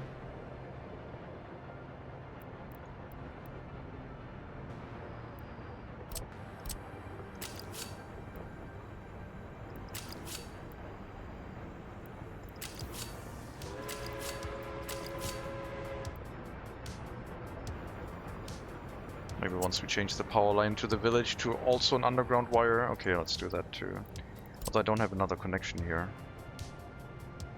I would have to switch one of the power lines over to the new one.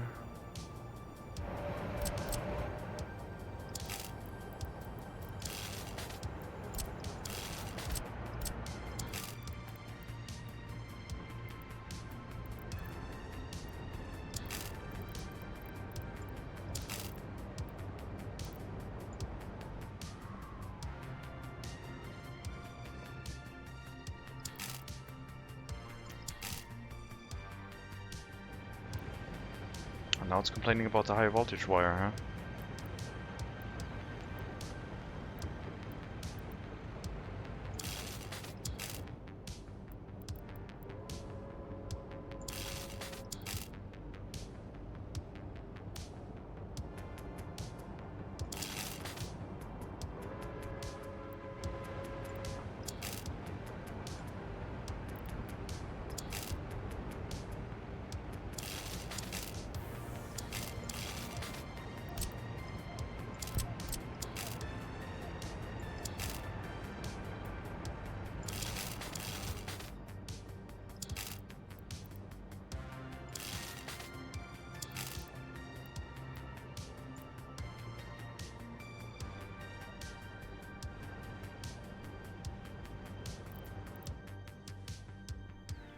So we could free up one of the power lines, which could then go to the other village, I guess.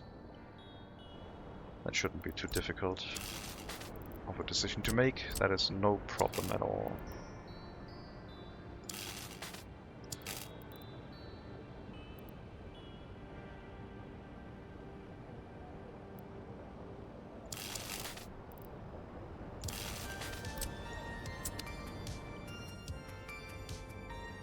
Once that power line is up, we can demolish the long one, free up one power connection on this transformer, and replace the above ground wire with an underground one. Because Prusco is also not going to go away. It's always going to at least stay as a clothing factory.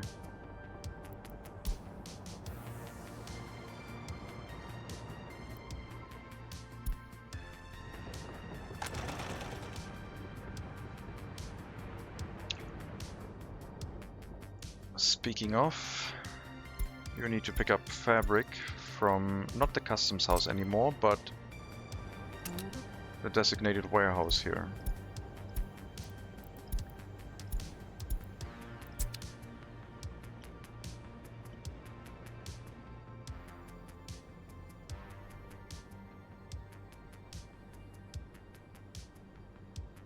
So yeah, it's going to get fabric,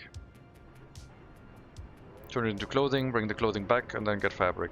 So the trip is not that much longer than it was before, because it was already going here to unload clothing at the end. It's gonna be shorter, it doesn't have to go to the customs house anymore.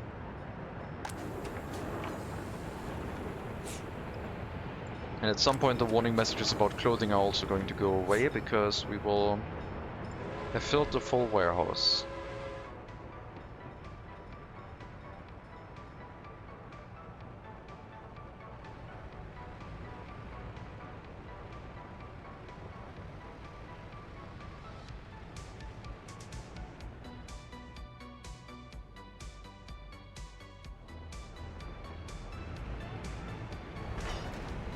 Almost done with the rail construction here, very good. Missing boards, I guess I didn't check that on for the distribution office. No, we just ran out of boards. I didn't bring any more resources here completely. Well, there's an open hole truck inside our city's distribution office, so I guess you're going to do that then. Steel, boards, fuel. Nothing else. Did accidentally drop in some electronic components, but hey, it's fine. I mean, we could make electrical wooden tied tracks.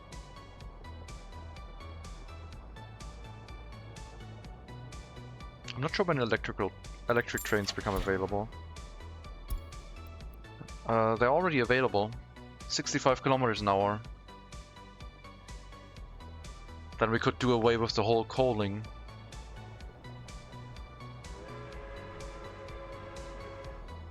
Run early electric trains everywhere.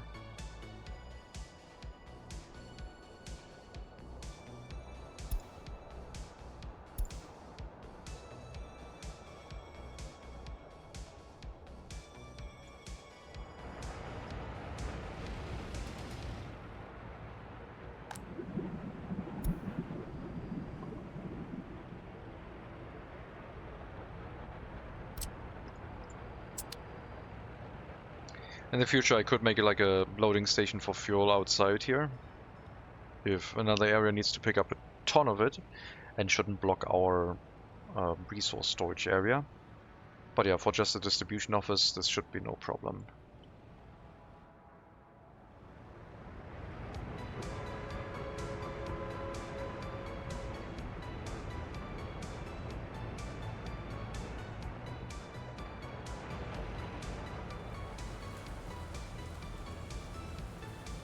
Once this is built, we can designate this as one-way tracks, so there's also going to be a passing platform here for incoming trains trying to use the customs house,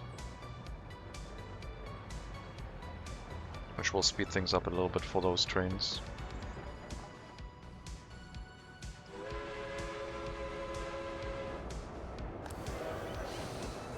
That is a ton of workers now that we have the bus route running here, which means that the trains going to this area will basically pick up a lot of workers and bring them to the clothing factory if they run often enough.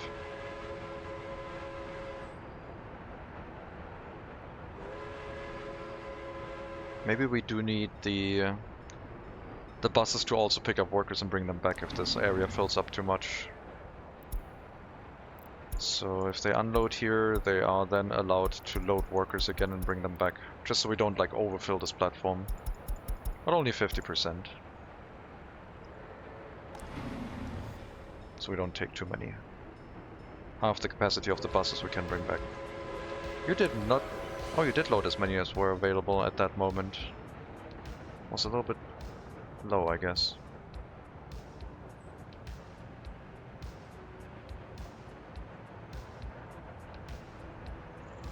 Yeah, I mean, I guess we could go for electric trains with wooden tire tracks.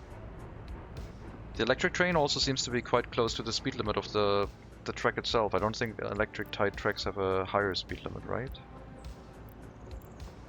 Yeah, 70 kilometers an hour. That would accelerate slower, I think.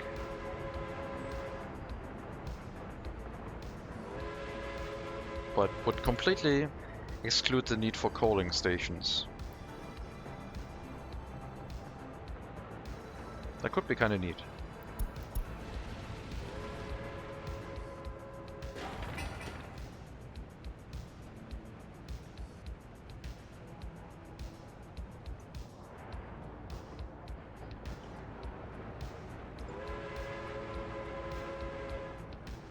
Single track network for electric trains.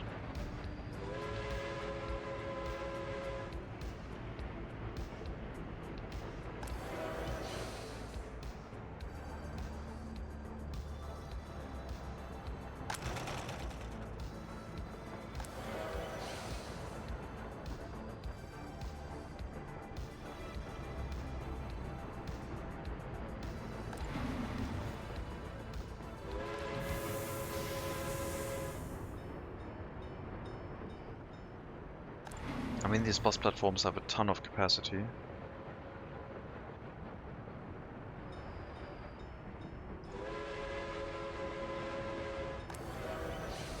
Could have waited a little bit longer, you could have been full. Oh well.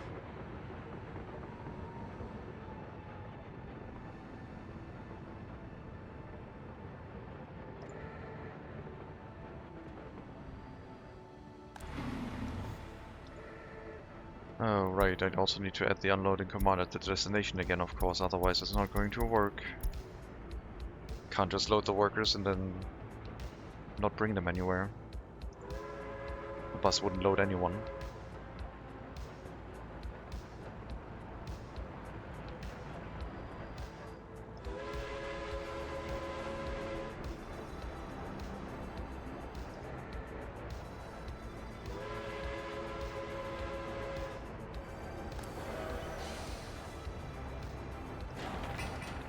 I mean, basically what's going to happen is they get unloaded at the bus platform, immediately walking back to the train platform. There's no other, like... There's nothing else happening here. I have no other building assigned to the bus platform. Workers waiting at the bus platform are all supposed to then head to the train platform, which makes a decision where they will go. And they either get loaded by a train or they go back to the bus platform, so there's also a waiting loop in this area. Which, okay, now I kind of have made like a loop where they get unloaded here, walk to the bus platform, and they get picked up by a bus and get transported back, which I guess means we get fewer workers to the clothing factory at that point.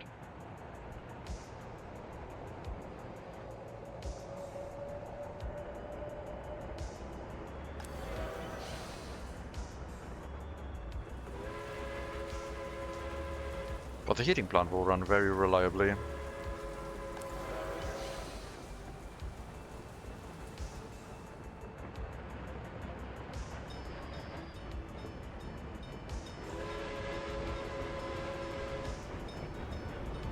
Yeah, they arrived just at the wrong time, I guess. Maybe a single bus instead of 2 buses. Maybe 2 buses is too much.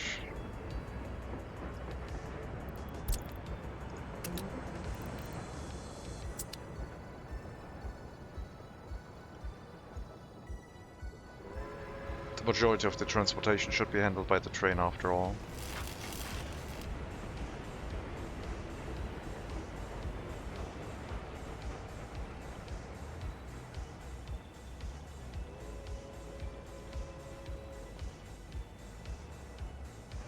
Train line towards the customs house is done. No train is heading here right now. All good.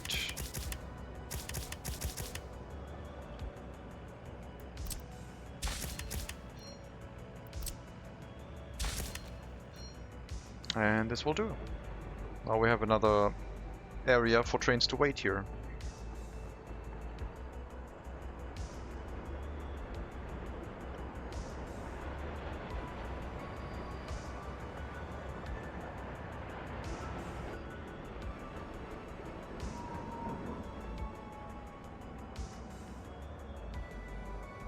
Could basically add a crossover point here so they can select a train platform, but I'm fine with them always only using the right hand side train platform. And then the left hand side is for incoming trains. And any other train, passenger train that only wants to go to the train platform can pick either. And if I really wanted to be efficient, I could put like a train route, I guess, around the whole setup. Like drag a line around this platform, but we're doing fine.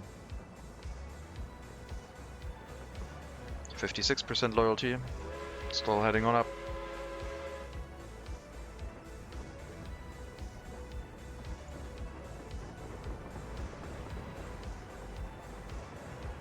Maybe I shouldn't unload that many workers with the train. With a 65 capacity, we need 15 for the heating plant, we need 5 for the incinerator, we need 10 for the fire station. So 30. At most we want to unload like 50% of the train and not more. The rest could go directly to the clothing factory. Which is, I guess, what we will do. Unload only 50% of your workers. At most. Which is like 50% of the capacity of the train, not 50% of the loaded workers. Excess workers can stay on the train and just continue.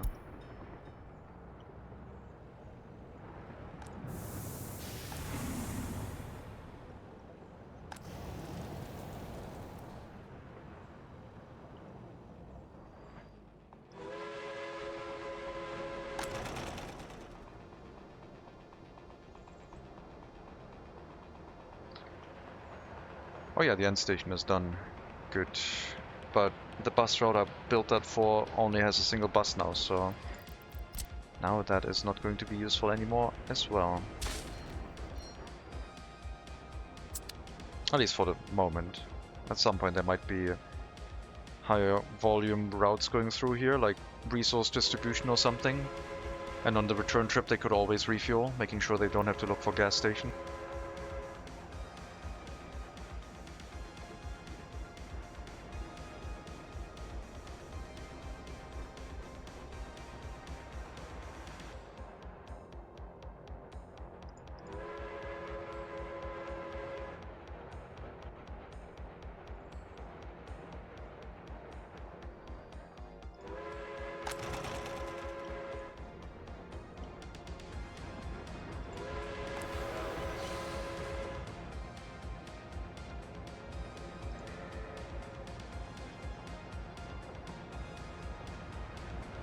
We got our free research point from population, the first one. Over 2,500 citizens. So we got another research that we could do now. Power is now available in the area, meaning that the fluid unloading station could also start working. And I guess we'll build the train tracks leading towards them.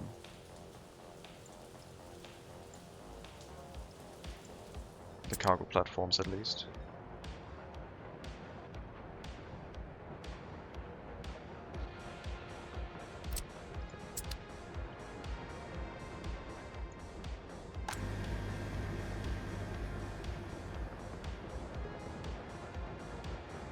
I mean, I could have a 150-meter long train alternating between delivering meat and delivering fuel. So it loads fuel and meat, then it brings meat, then it loads fuel and meat, and it brings fuel, and it does that whole thing, like going to one or the other unloading station, alternating.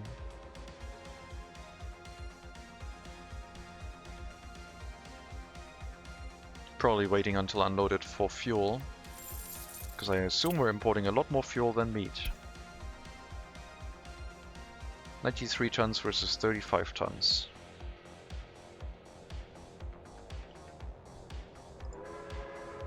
Depends on the size of the, like, how many cargo wagons, of course.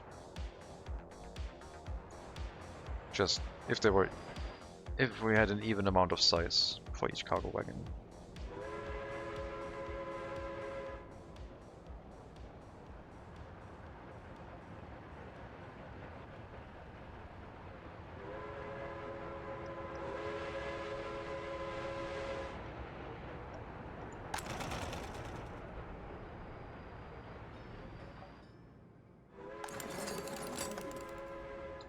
Three-quarters of the way with the research, then the students here can get an education again if they want.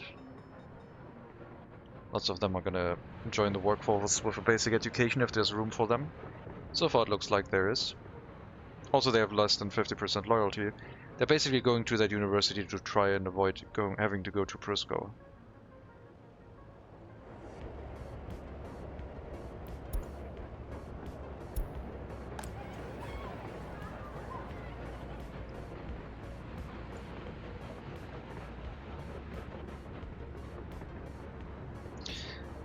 Why is it at 84? It was supposed to be like slightly over 50. 55 would be nice. But not 84. I mean, if we can do 84, that would be... Oh god, we can do 84. Almost. Jesus, there's so much loyalty in this republic.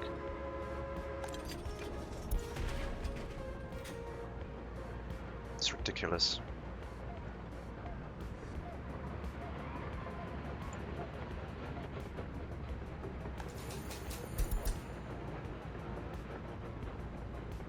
Even the secret police can now have 50% loyalty requirement, probably. I'm not sure how much that changes the gain for, like, when a secret police vehicle drives to a building. I would have to test that. Compare, like, I don't know, any loyalty average, maybe 35, 37 to 50% minimum loyalty. If it has a huge benefit.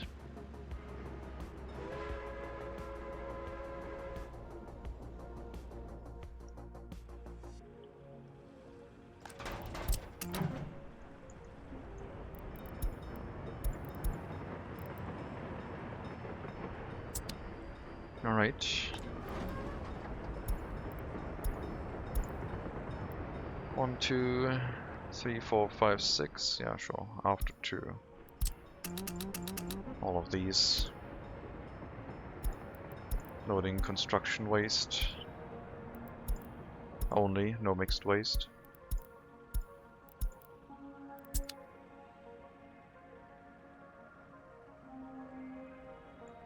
The majority of the hauling of dispersed construction waste is done by the distribution office. But they wouldn't drive if there's like only, let's say, a ton of construction waste in one of those dumps. So I need to have one truck checking all of them to see if there's like a little bit of construction waste that the distribution office doesn't want to handle. Let's hope that those waste dumps are now enough. We'll have to wait and see. I mean, the incinerator is now basically running almost all the time, except when the trains change over. I guess the incineration is going quicker than the load. But yeah, there's now twice as much waste going through here.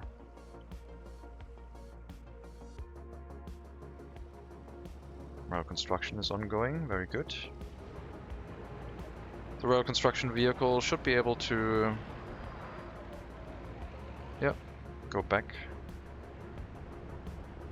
A little bit short, I guess, for a turnaround point, but it does work. Let's put it here.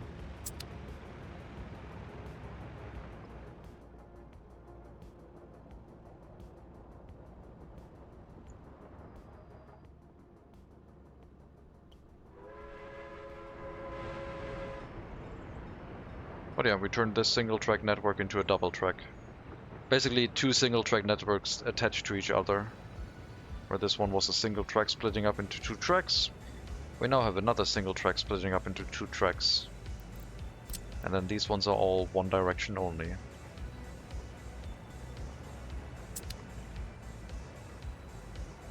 I don't know if a single thread network, like building with a single thread network only, would help someone understand signals easier. I think it just leads to more frustration because there's more ways for it to go wrong, as demonstrated earlier. But that's just an assumption. It might even work. I think I should rebuild the coaling station. Slightly further away. It can be basically somewhere else now, and we can like curve the coaling into it, and then maybe hook it up in a way where it still does the turn into the coal unloading platform, or at least has the option to return that way.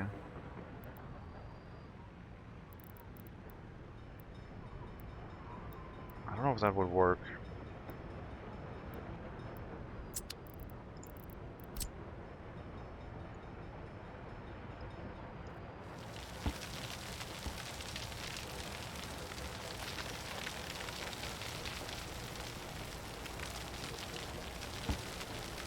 But yeah, I would like to build this so it handles... it should handle trains of 150 meters without problem. Anything longer than 150 meters I would consider a long train and basically build a dedicated coaling station for anyway. But 150 meters is basically the length of a distribution office, and they might also decide to randomly use your coaling stations every now and then. So you kind of have to plan for them.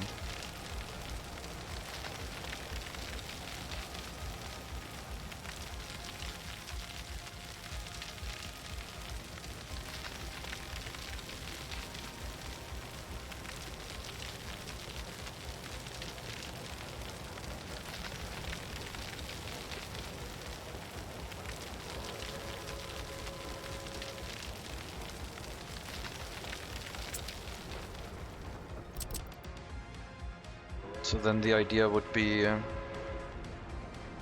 new coaling platform with the ability for the train to do a turn here from one of the stations. It doesn't have to be this one, it could be this one. Signal on this side. And then this would have to go back to the train line somewhere. But leave enough room for 150 meter long trains. Water pipe, no problem. Electricity, no problem. Conveyor that way would probably be fine, although I think I would have to rebuild the conveyor tower to start at a higher elevation so it can go over the road.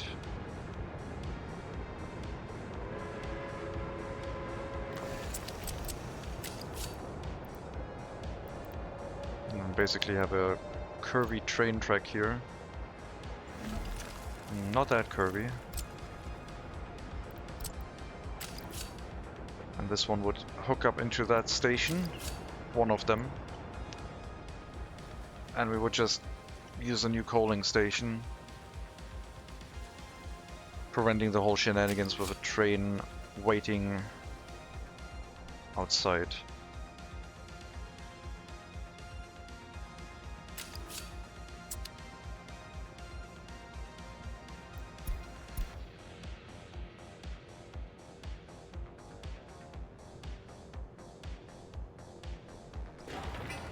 I don't know if the clothing warehouse should be that full.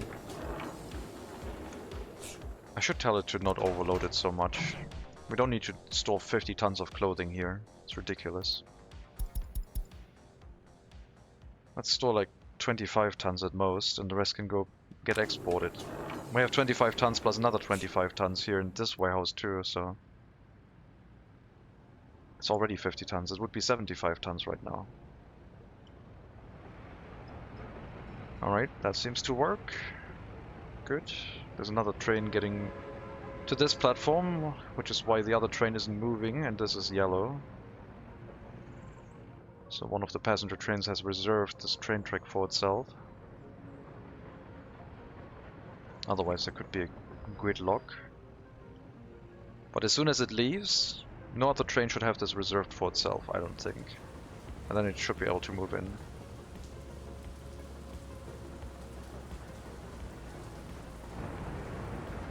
Full force. Sweet.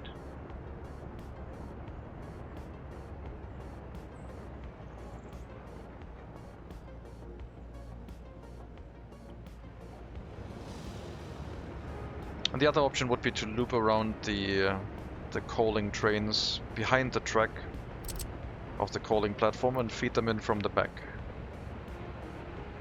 So I would have to just move this over by one track, have one incoming line for the coal unloading station, which then would be able to go back to the coaling platform, I guess.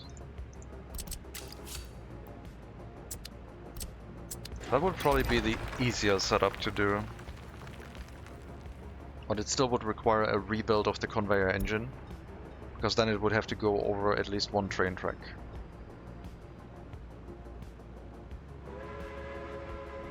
And then the rest of the track could then be built around the outside, bringing the train track around here, doing a curve and feeding in from the back.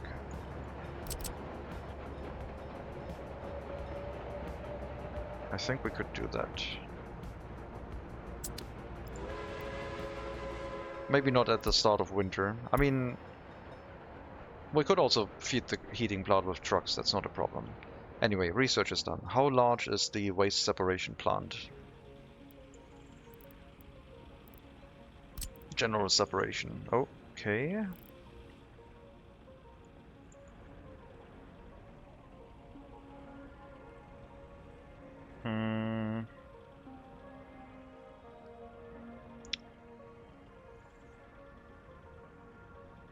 I think it's going to work if I rebuild the road.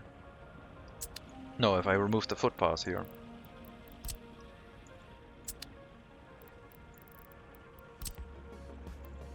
Yeah, that will work.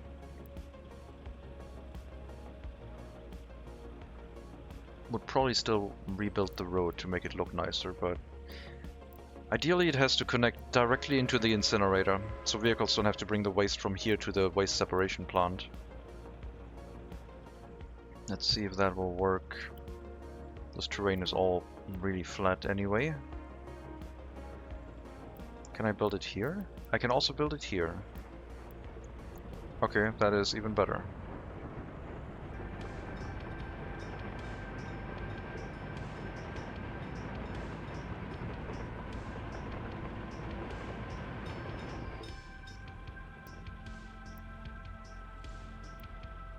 Yeah, that should work. I'm pretty sure this will work. And now we should be able to just have a factory connection here.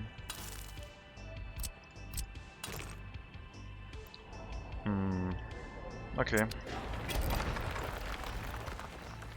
The bus stop is a bit in the way, I'll have to turn it around, but that should be fine too.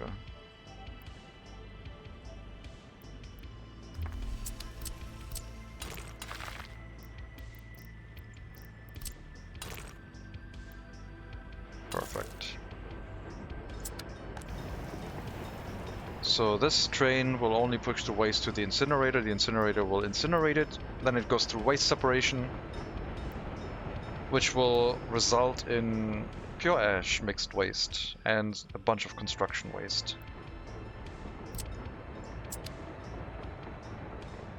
And we'll have to send some workers in here, which can just walk in from the bus platform.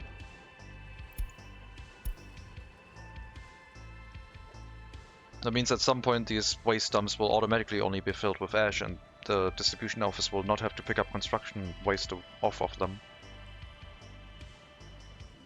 And we'll need one vehicle that just constantly brings construction waste from the waste separation to the recycling plant, waiting until loaded. We don't have any metal scrap in here. We don't need that many workers in the building either, I don't think, since the throughput of the small waste incinerator from the early start is not that high. But that will clean up our whole process a bunch, I'm pretty sure. Let me try and clean up this road connection here. It looks so weird.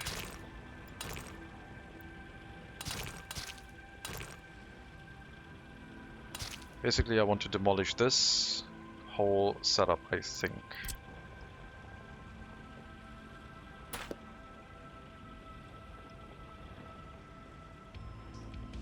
And then get a smoother corner in. Without necessarily causing the loading station right now to become vulnerable to another fire that it had previously, where it already burned down once. And yeah, then we'll redo this road here, and it will look better. And this whole setup will not change. It's still going to pick up mixed waste, but it will pick up mixed waste from the waste separation plant at that point. And we'll still leave the assignments in case there's like somehow construction waste making its way through the whole setup. Which shouldn't really happen, but it might. And the single truck running around, I guess we'll check all the storages, and then at the end we'll go to the waste separation plant and wait until loaded. Or maybe the first stop after unloading. Go here, waste the gravel recycling, and then when it leaves it goes to the waste separation plant first. Because that would be the priority road. But it would still check all the other storages, I guess. Wouldn't be ideal. I think it has to be a separate truck at that point. A dump truck, I think. Anyway. I don't think a waste truck can load the aggregate waste.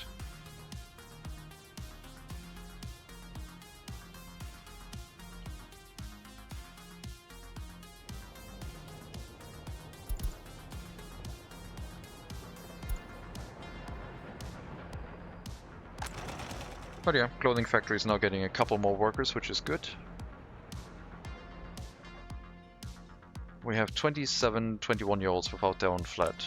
Again, highly educated, low loyalty, no. Basic or no education, low loyalty, no. Low loyalty is everything under 50%. So they have room. It seems to be people with really high loyalty have no room to move anywhere in right now. Do I have 3 flats for them? Not really. I guess we'll designate...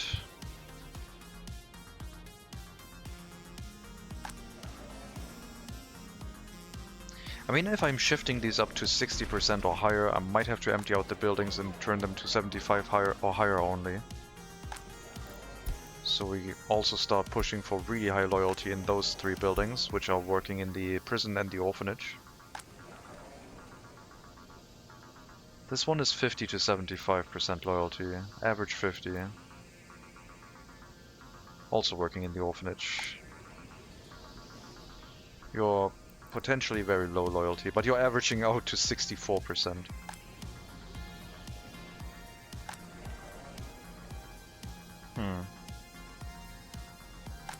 I guess we just turn off really low loyalty everywhere. No more less than 50% loyalty. Hello Zadlier. Welcome. Which leaves some buildings with no checkbox is checked, so we can accept highly educated workers here now. Basic education here.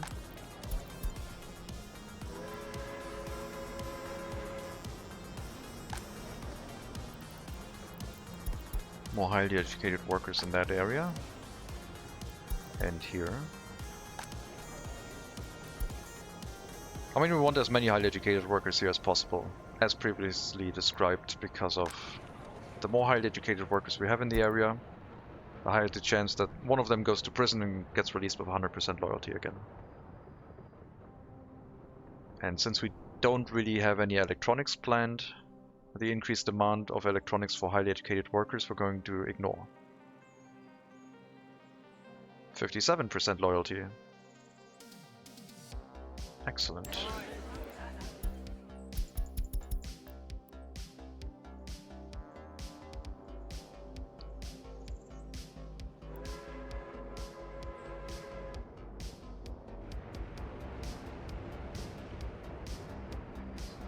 Right, I wanted to have a different rail construction vehicle, which I could get. Dampfdrehkran, for example. Go here. New rail construction vehicle, let's go. We have already taken out a loan. Oh, there's no connection to the customs house. I would have to buy it in a train depot, I guess. Track builder.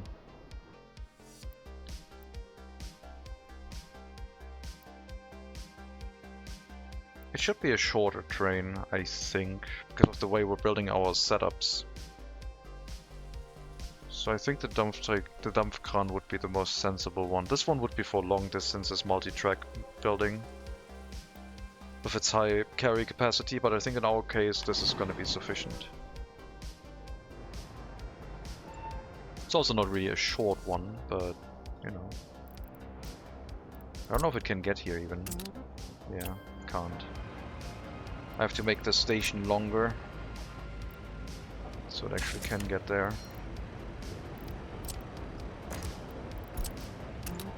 Alright.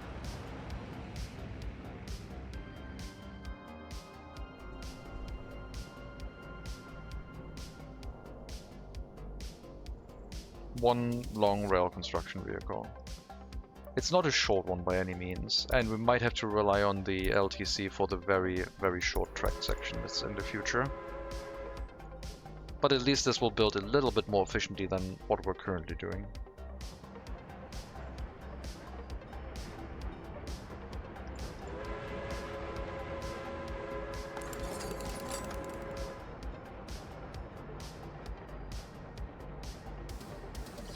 How's our inner city university doing?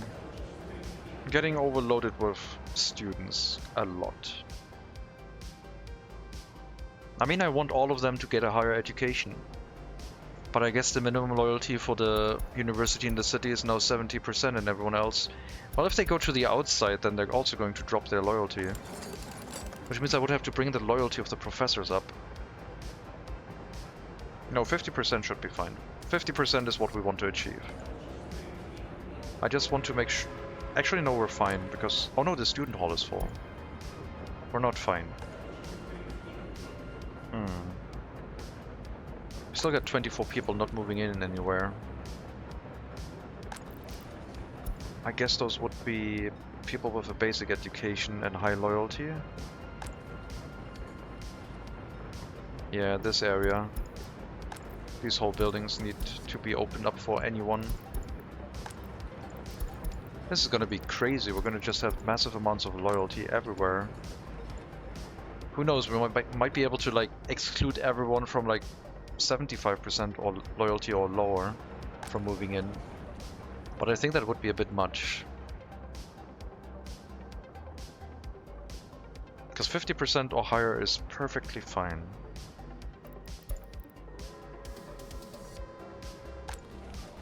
Yeah, very high loyalty, university education is fine. University. You can be basic education too, that's fine. You can be basic education too. You're close to like a fire station, so that kind of makes sense. Let's see if that empties out the 21-year-olds without their own flat.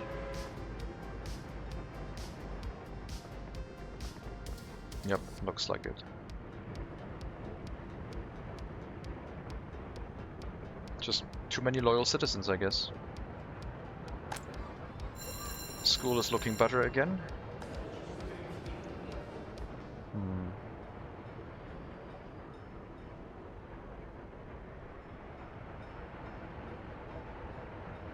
No, I will leave this at 50%, I think. Professors at 75 is okay.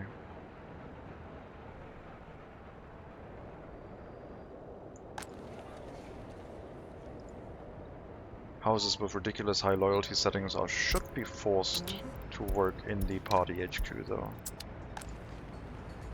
Make sure that one is staffed as much as possible. And then if you can't find anywhere else to do something, Oh, I just realized... Yeah, sending the highly educated workers, the very loyal highly educated workers to this train platform is kind of terrible because they're all getting sent to like a different... the train which they're not supposed to do. Yeah, train platform 2, that's the one you're supposed to go to. That's why we built this platform here. So the very highly loyal, highly educated people go to this platform and look for another workplace like the school or anything else. But this should hopefully... Okay. You should not... Why are we sending people with 75 to 100% loyalty to the train? Like, I guess these buildings were all assigned for low loyalty and I just changed it, so... I mean, low loyalty is relative, right? So... I don't want them to go to the train platform on that side. They should stay within the settlement. This way... Yeah, go to the university school or... in other cases to the bus platform.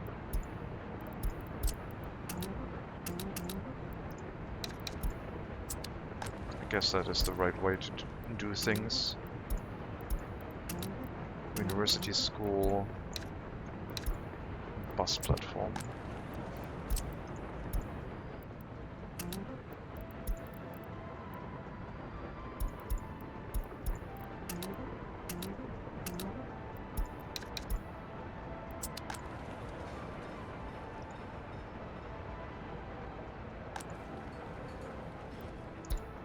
Train platform and bus platform is not correct. I mean, I should have at least a couple people going to the train platform, so we don't run out of workers in the heating plant. But I think they're going to figure it out. But yeah, at some point I will have to send workers with like over 50% loyalty to go work in the heating plant, I guess. Unless we build a house over here. A house next to this train platform. Just to work in the heating plant.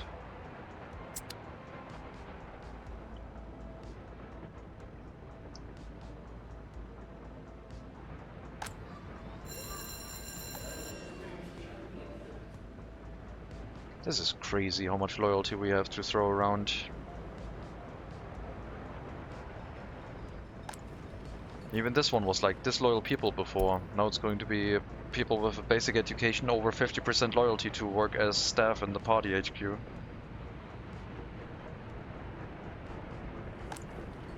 No more disloyal citizens. You're gonna be basic education. Working in the grocer and indoor pool makes a lot more sense. We have... I mean, no, it's gonna be higher educated. Higher educated, lower loyalty, 50 to 75. I will have to transition towards most people being highly educated everywhere. And then the problem will probably be who works in the grocers and other facilities. How do we guarantee that they are always staffed? I will probably have to assign them specific tasks.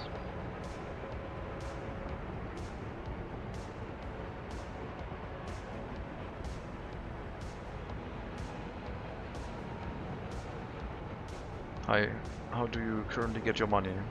Hello, Heckmech. We have a clothing factory. Although that one is not currently exporting because it's filling up our warehouse first. And we have a waste incinerator here that is importing hazardous waste, incinerating it, and then we're splitting up the waste to get the construction waste out of it, recycling that one and re-exporting it. So the majority of the money we get currently is from importing hazardous waste.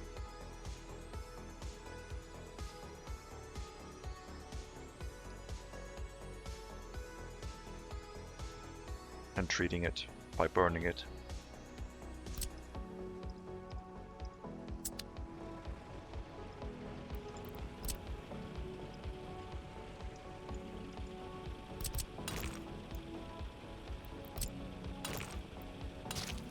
Demolish that piece of road too.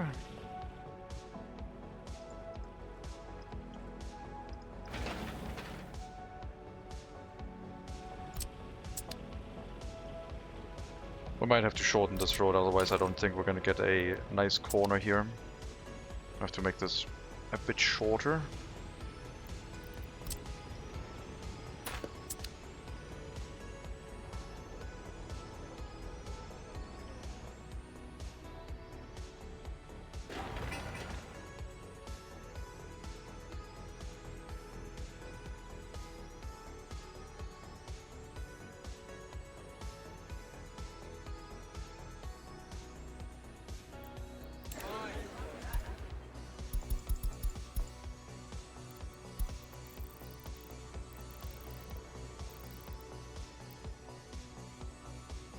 More and more loyalty.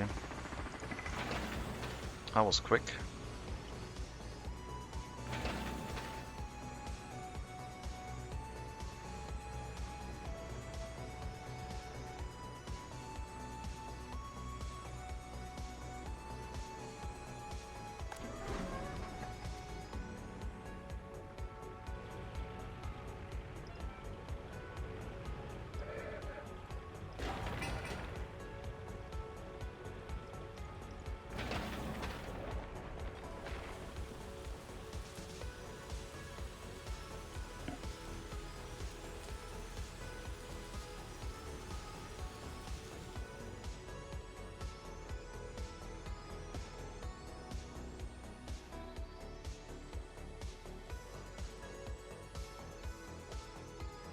Yeah, I'm probably gonna get rid of the vehicle storage.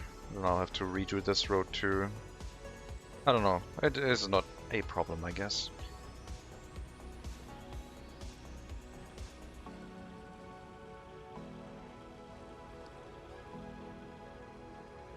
Okay, demolition done. Let's see if we can build that real quick.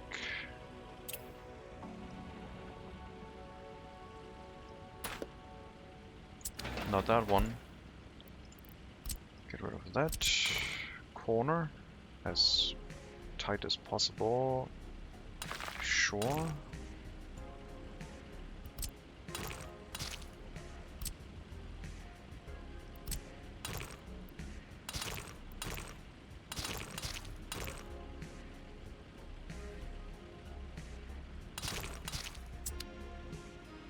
That's the corner we're gonna have now.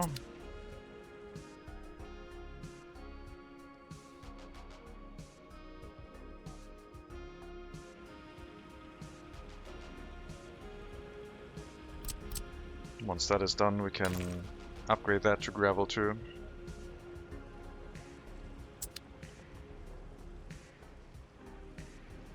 I did say I would bring gravel to like a storage at some point. But I don't think having one for the city makes sense. I don't know. We're storing it inside the customs house. Further inwards in the map it makes sense, I guess, but here I don't think it does. That is way too many workers. 15 is enough.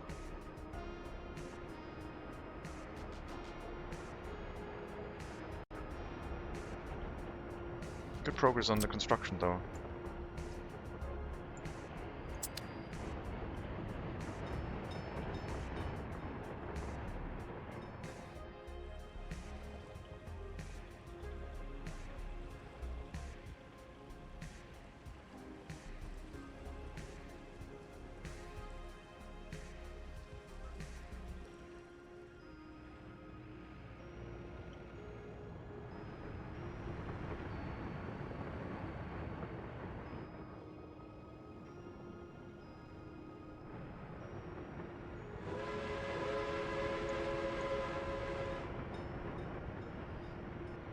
Yeah, maybe after winter we're gonna rework this area. We'll have to disconnect the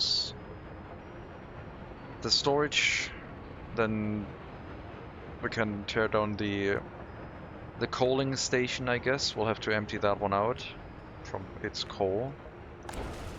Stop the delivery of coal to the area because the conveyor engine will also have to be demolished, plus the conveyors themselves. And I guess the coaling station could be all the way up to the front here at that point.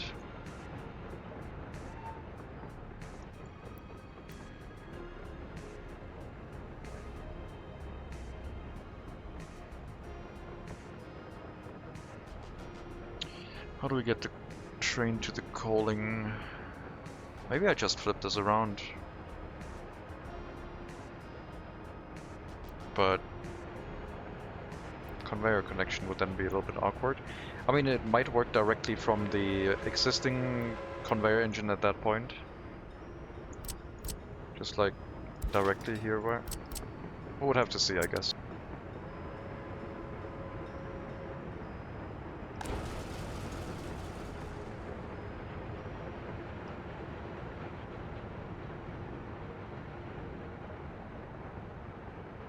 I'll have to tell the coal distribution office to, at that point, then stop some other tasks and empty out the coaling station so we can make that change. And it'll also have to handle the transportation of coal to the heating plant while we're doing that change.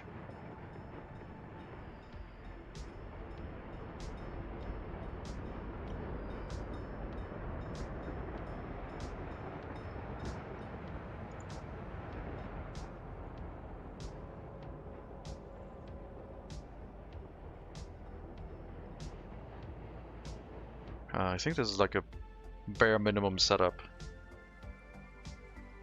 Not trying to like build too much stuff into it. We'll do that in Mega City 1.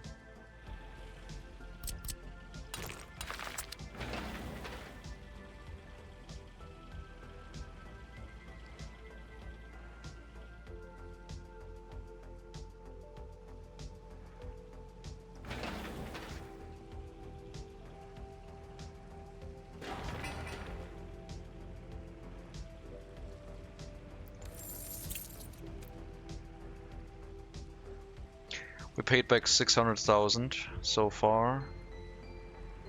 3.4 million.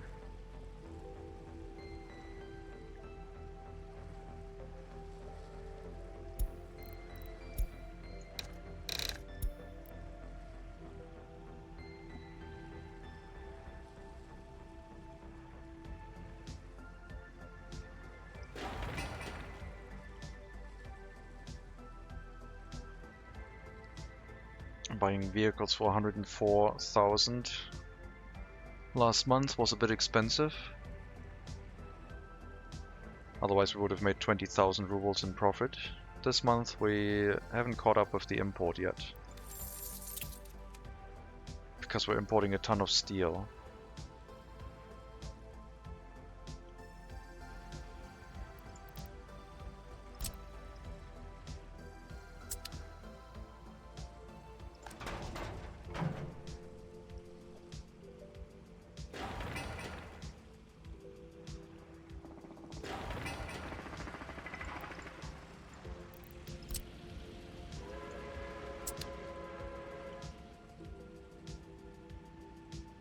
Yeah, I think the vehicle storage is not needed.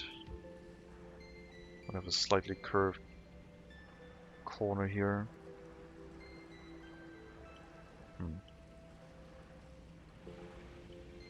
I think I'm gonna get rid of the vehicle storage. I've changed my mind. I don't like it. Oh, never mind. I forgot I actually put some vehicles in here that are just in the area for like safekeeping until they actually need it. Never mind. It's like a vehicle depot except more capacity. They can like take replacement vehicles from it.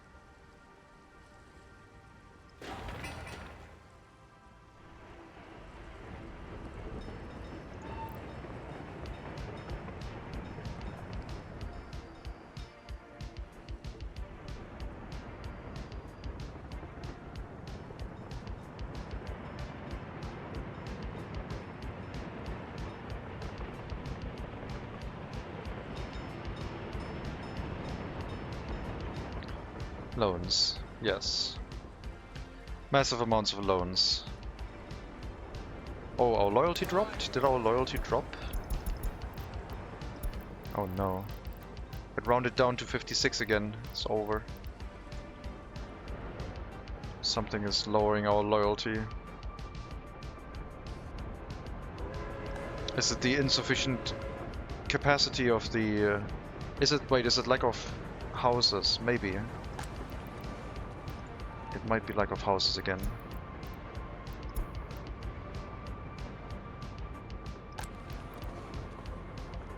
Higher education does have rooms, still. Are we running out of rooms for people with a basic education and high loyalty now? Because it sure looks like it. So maybe we can accept people with 50%, 52, and like up to 75% in here too. That would be a weird overflow, but I don't know. I guess it's the way it looks right now. Like everyone's at least 50% loyal, or like the majority of it. There is still a couple students with low loyalty showing up in here. 45% loyalty, low loyalty.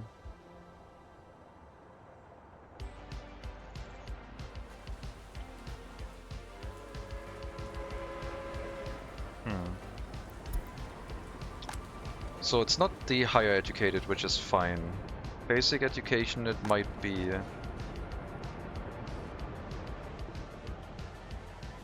Like if we don't have any room for people with a basic education and loyalty over 50, I guess they get to move in here. In the buildings that are the furthest away from the heating plant. And the clothing factory.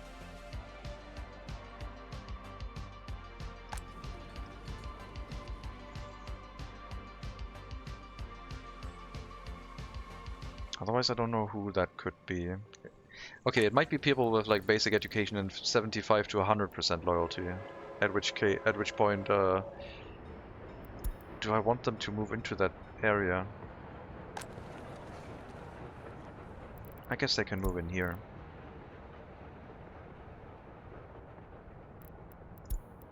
$75 to 100% loyalty, sure.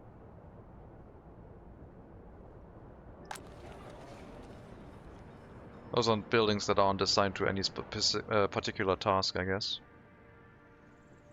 Yep, 75 to 100% loyalty apparently. Alright. I need to make some room for them. Maybe we... No. I don't want to lose people with over 75% loyalty. I have to turn off like houses taking, I guess, 50 to 75% and move them over to Prusco.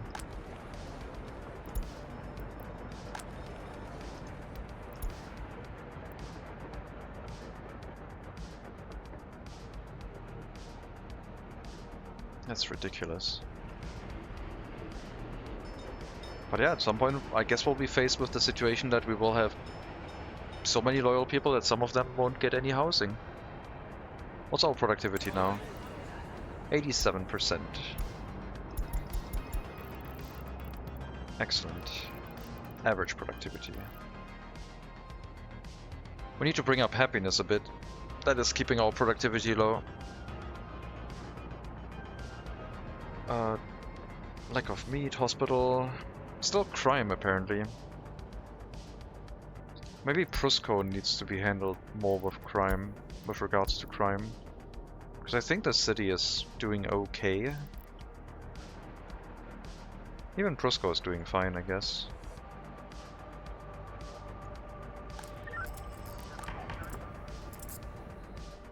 I have a loyalty question. If the prisoner's loyalty is at 80 to 90 and is listening to a loyalty radio in prison, does it increase loyalty past cap? No. I don't...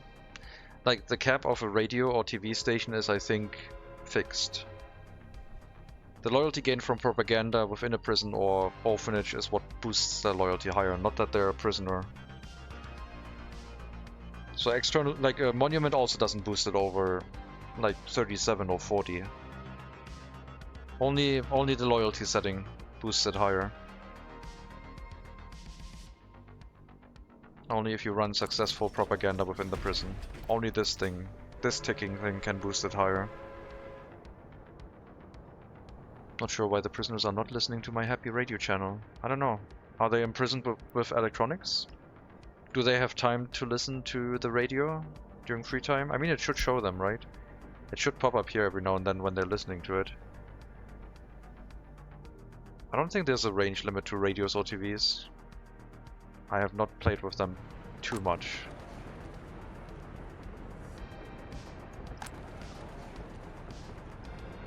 We did have them in Mega City 1, I guess.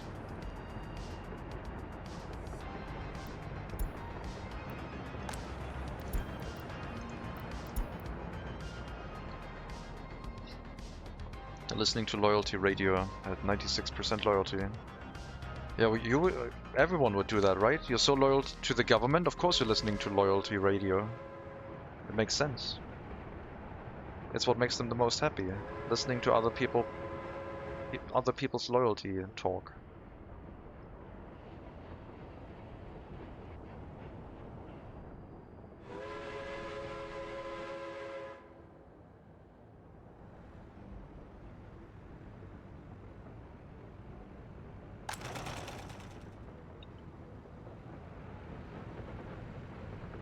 So now to get up productivity, we have to boost happiness.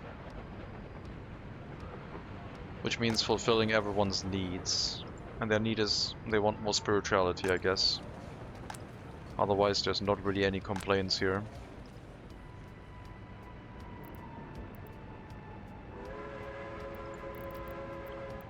I want more attraction buildings. Jeez.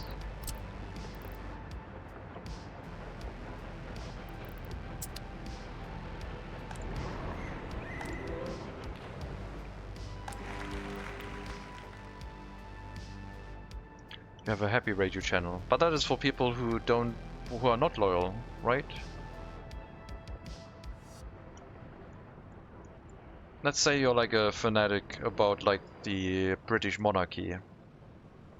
Would you listen to a radio channel that boosts your happiness because you get like some culture exposure from America? Or would you listen to Your True's Loyal Monarch radio?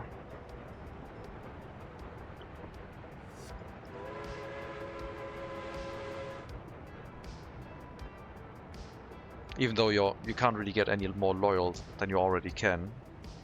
You'll probably still listen to the Monarch radio, I would say.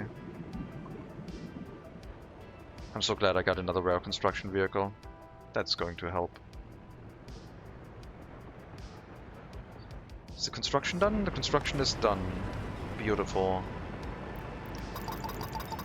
Its throughput is 50 tons for 50 workers, so 1 ton per worker.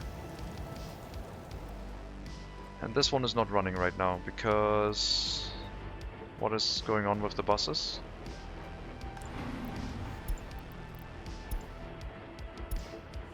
Repair, right.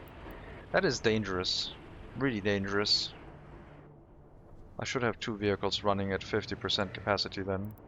It doesn't matter if it's 2 vehicles or not. At 100% capacity, I have set it up with an overflow. But anyway. So 1 worker per ton. This one is 5 workers for 10 tons, so 2 tons per worker. But we're getting 10 tons through, so we need 10 workers at most here. Which will deal with 10 tons. We probably need less than that, because the incinerated waste will be less volume than what we're incinerating from the hazardous waste, but I'll still put 10 in here, I guess. And then instead of the incinerator, you're going to load from the waste separation. Don't unload in here.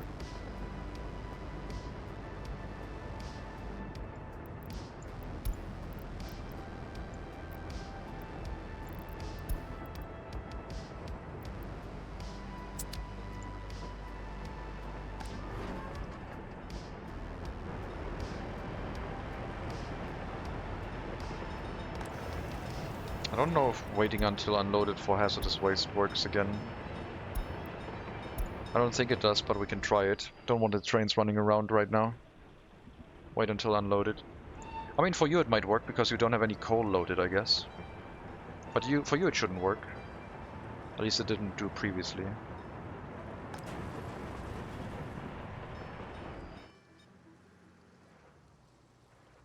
Okay, now we wait for workers to arrive again. And we need 1 truck for construction waste. And I think it has to be a dump truck.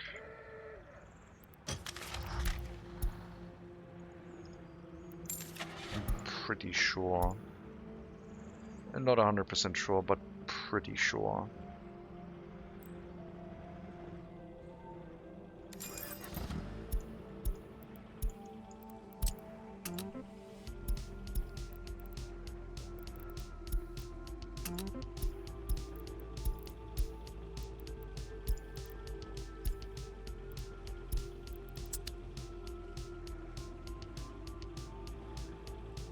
I haven't set up a proper gas station here yet either, I don't think.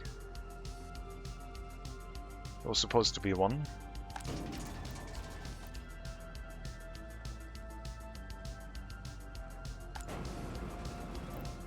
So, mixed waste. Apparently there's some other waste in... Oh, right. Waste separation creates other waste. Oh, no. We need another waste incinerator with this stupid setup. I hate this so much.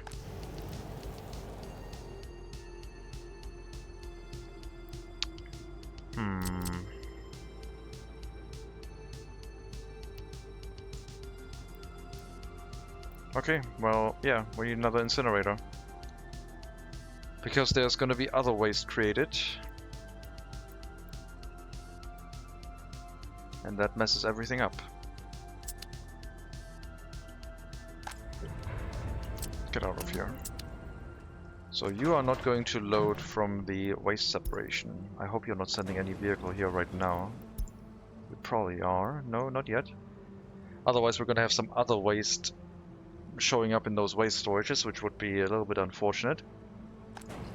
But we basically have to bring this to another incinerator to incinerate away the other waste, and then we can distribute it.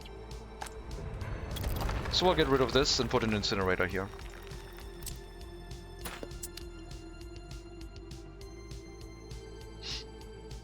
We'll put another incinerator in. That one can run with a single worker.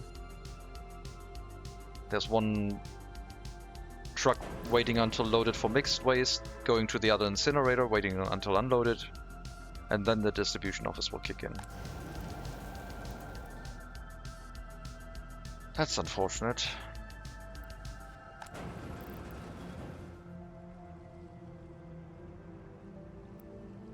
I forgot about that.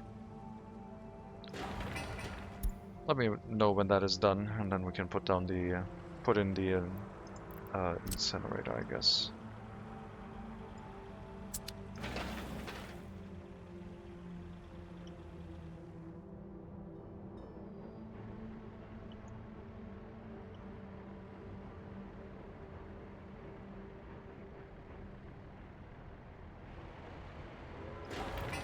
Okay, built a train depot. We can handle vehicle repairs as soon as the train line is connected.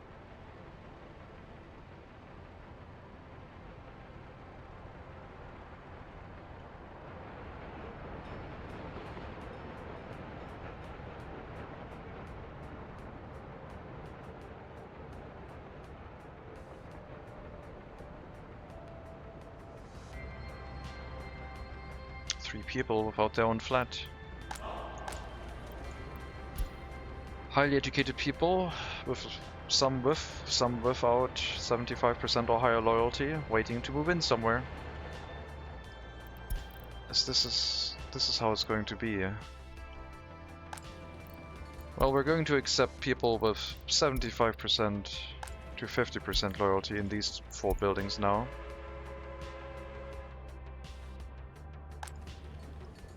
So some very loyal people can move into Prisco, I guess. And get really, really upset about living here.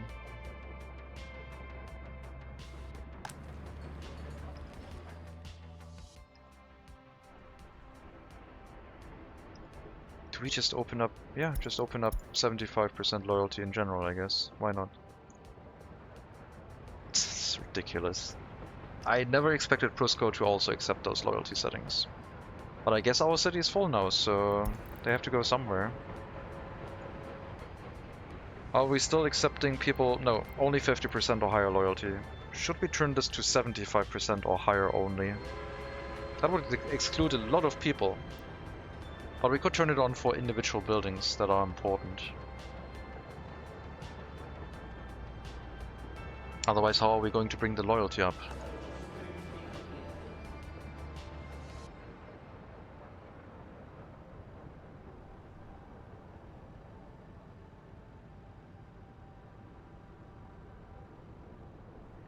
I think we need to increase the minimum loyalty requirement for the university. 55%. Everyone else has to go outside. To technical university outside the city, where there's currently no one for reasons. Why? Oh, there were construction vehicles blocking everything. Running backwards. At least the heating plant is running. So they're not freezing to death while they are waiting here. And there's still people arriving by car every now and then, so that's also good.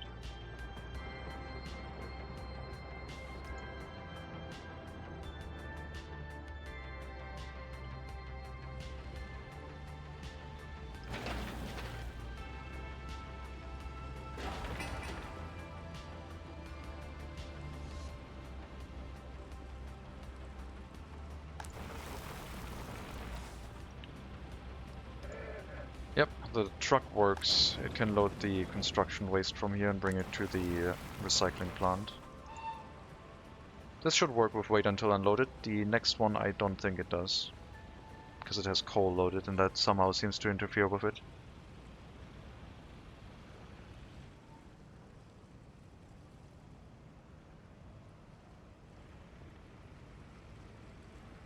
Okay, another incinerator.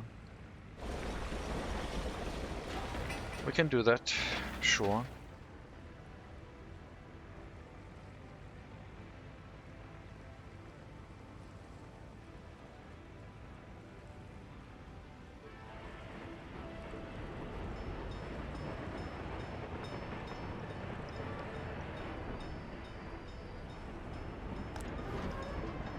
In the meantime, most of these dumps are being freed from their construction waste.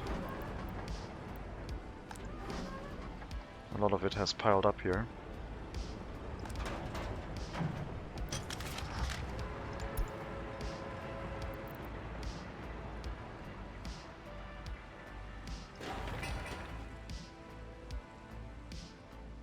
One more piece of metal scrap picked up, and then we'll have room to put a small incinerator in this area. This whole setup could be a lot more efficient by just having a larger incinerator, because this has capacity for 5 of these small incinerators, but what can you do? That would require modern industry. We don't get better incinerators until then.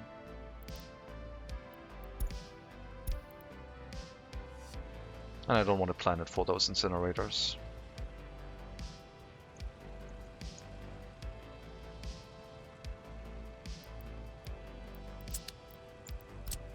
So what we are going to do is just plop another small incinerator here. That will take deliveries directly from the waste separation with a dedicated truck. And then the distribution office can distribute from here. And people will be able to walk here too. Foreign workers, but that's all we have in this area.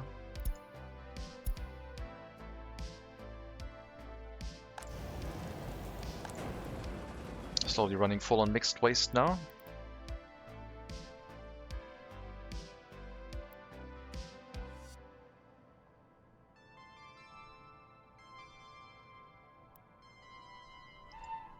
Yeah, I think this train's gonna get stuck with the waiting until unloaded for hazardous waste only.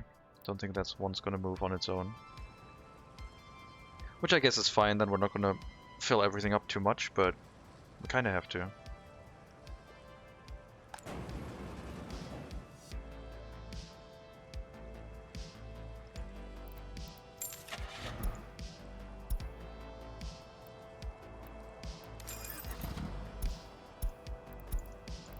So you will pick up mixed waste from here and then bring it to the other incinerator, which will have 1 or 2 workers, probably only 1. And they're going to run the ash through another ringer to get rid of the other waste. And then the distribution office is only assigned to this building.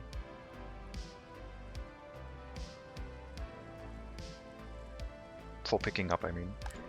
Mixed waste.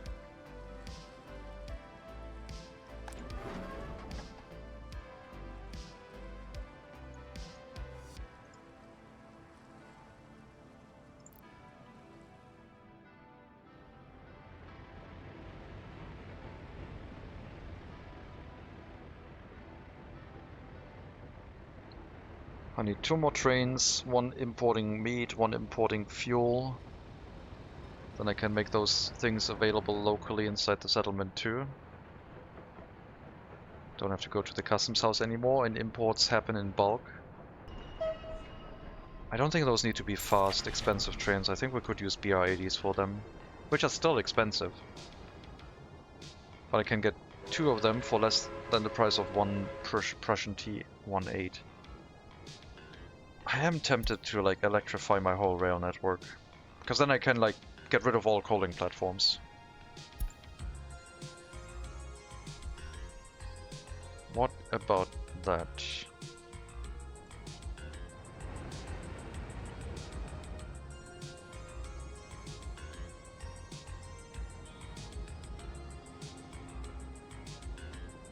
Electrified single track network. Building it would be more expensive, but we would only have to build the electrified railway on top of the wooden tracks. And then we would be free from coal imports, but we would require more power. Power is heavily tied to coal price. And coal price is low, as is power.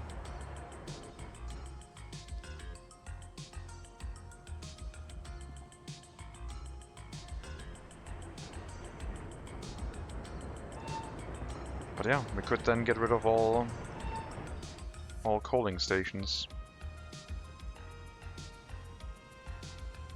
Trains would only have to go to a depot if they need vehicle repairs or line spacing. Nothing else anymore.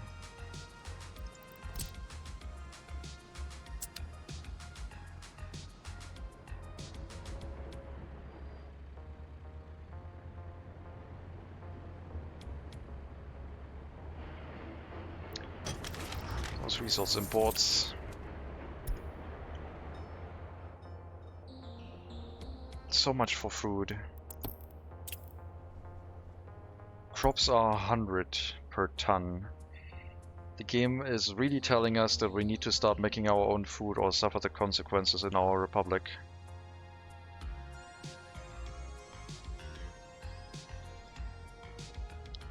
A ton of grain costs 10 times as much as a ton of oil. A ton of grain is half the price of a ton of fuel. And the fuel price is pulling up. Not the fuel, the food price is pulling up with it. And crops are cheap, but food is like really expensive.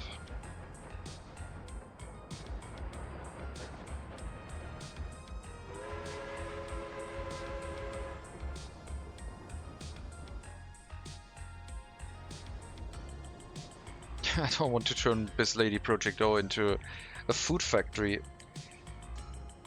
But it could run a food factory.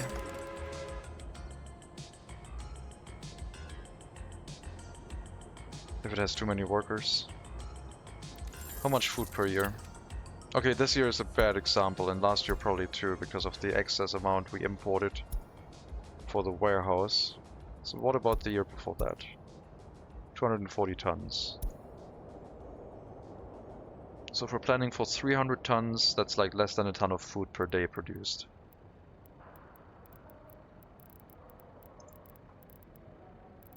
And the small food factory makes 2.7 tons of food per day, so we could increase our population by at least double. And we could even run the food factory inside our city.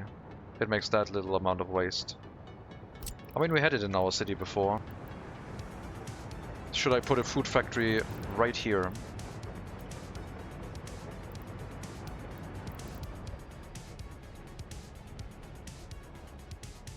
And then the train goes over the hill and delivers crops to a warehouse, waits until unloaded, and then it would have to bring the food somewhere to this warehouse, or we bring the food factory directly into this area. But then I would have to produce from crops. So this train would then import crops instead of food?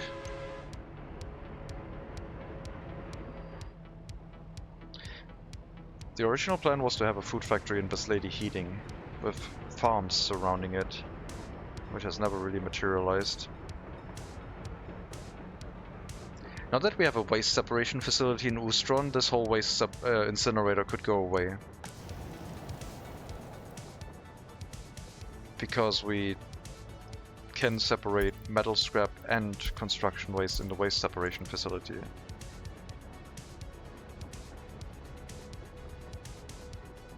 Although the waste separation facility doesn't have that many parking spaces, unfortunately, which is going to become an issue.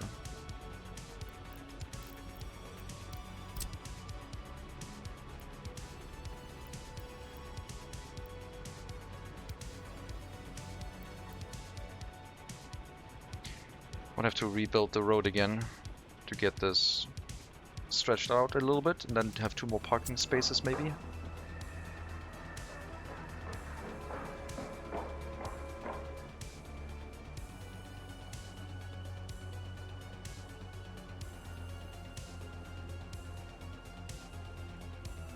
But yeah, food import costs are ridiculous for us.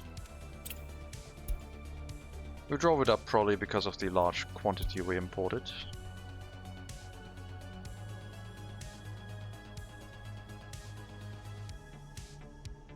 So we kinda exacerbated the issue. I mean, I could have a food factory right here. One train brings in crops from the customs house, waits until unloaded, does the whole like back and forth thing. And then the second train waits until loaded for food, and then just brings it to this area, like our import train.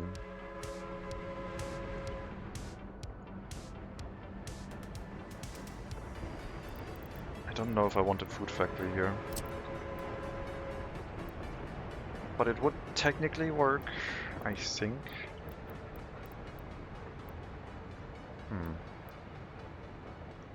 Resource cargo train station can't be built under power lines.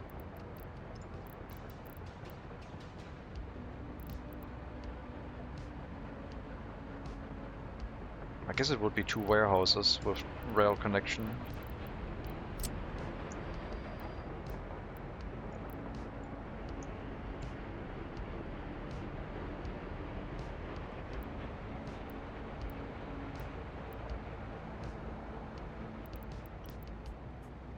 One for the incoming crop train and one for the outgoing food train, unless we want to store both in the same warehouse. We could also use a grain silo, of course.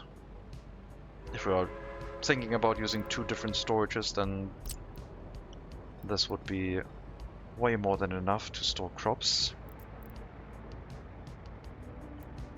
And then I guess the train importing our resources would, if we had the food factory in this area, come down, get the food, then go to the customs house, get the rest, then go back to the storage. Making a drive around everywhere is a little bit busy though, but I guess that's how it would work. Unless we produce the food locally.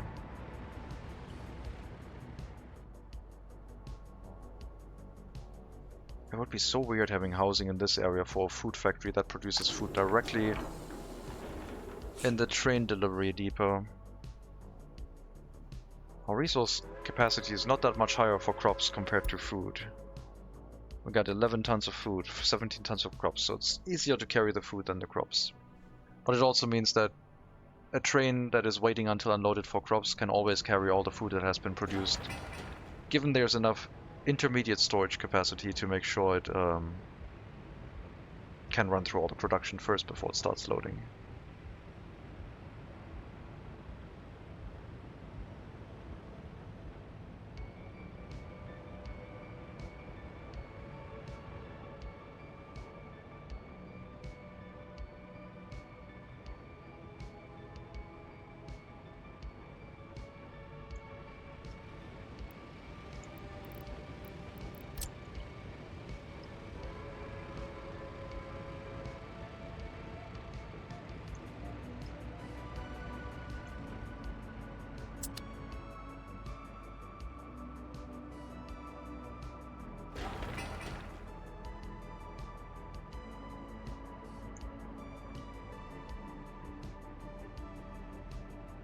Why is food so expensive for us? Yeah, the funny thing is the neighboring country can't really block you from importing food, I guess. They just make it really, really expensive. So the food price will hopefully come down again. The damage is already done. But the US currency price has dropped again to like a normal-ish level. And since our imports will be less frequent than before, no more trucks involved, I hope, should mean that we don't have to import as often, which should lower the overall price because it has more time to recover. I wonder if we're probably dropping government loyalty for the people who are like unable to move into flats.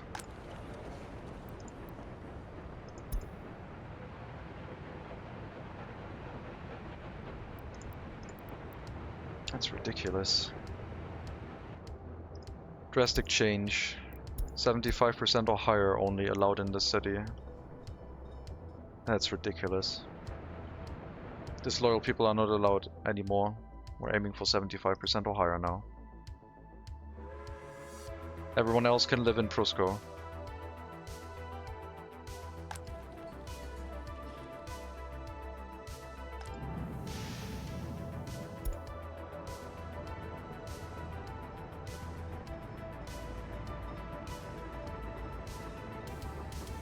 And once building spaces start opening up, like we have free flats, then we can select a couple to turn them on to allow anyone to move in. But right now, we need to make sure that the people with more than 75% loyalty can actually find places to move into, like this one. For higher educated only right now, and it filled up. 90% loyalty, let's go. So instead of separating between 50, lower than 50 and higher than 50, we're now separating between lower than 75 and higher than 75. It's the natural progression of things, I think. Don't think it's going to be sustainable. But I don't know. We're getting a lot of loyal people right now. Thanks to the student hall, the hall of residence, guaranteeing that everyone like basically has a chance to run through. I guess we could only move people in with 75% loyalty or higher. This excludes some people with too low loyalty. Yeah, I guess that's the new setting. Kick everyone else out. Make room for the really loyal people. Let's go.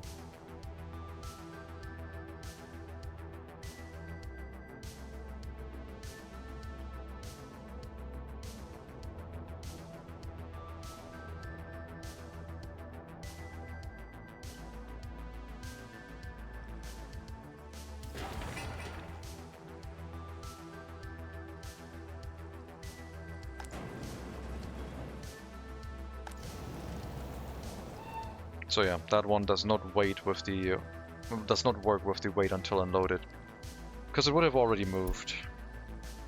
But I did report that, and hopefully can be fixed.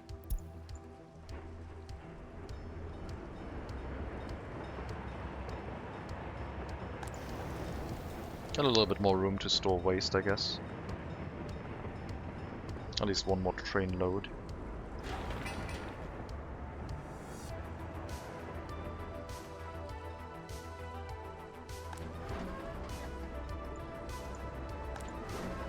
This whole area is going to be clean afterwards. All the construction waste gone. Just pure ash, hopefully. Let's make sure we don't run out of money. I'll refresh the other loan.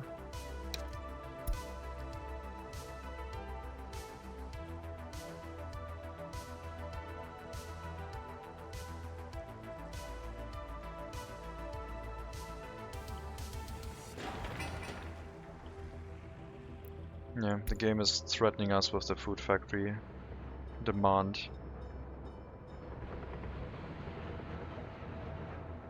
And I was here thinking I could electrify the whole rail network. Can I build a food factory in Prusco? And I need a small one that runs at like half capacity, and that would be enough to feed our people. So 15 workers. We can take that many workers from the clothing factory and make that run.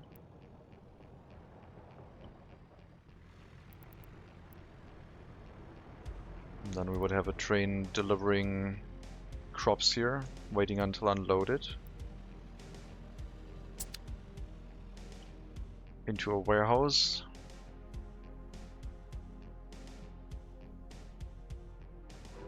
The internal storage for this building isn't that large. 40 tons. 12 tons of food. I basically need a warehouse for the food, not for the crops. The train for the crops can wait until unloaded, and then there needs to be an access point for a train to come in and pick up the food from the warehouse.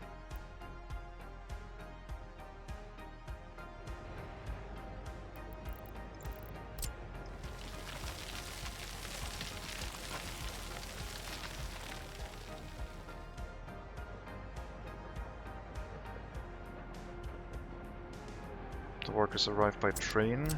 We can give them like a footpath to lead up here, walk around into the food factory, and then set up surrounding facilities for storage. No vehicle, but a fire truck has to drive to this food factory.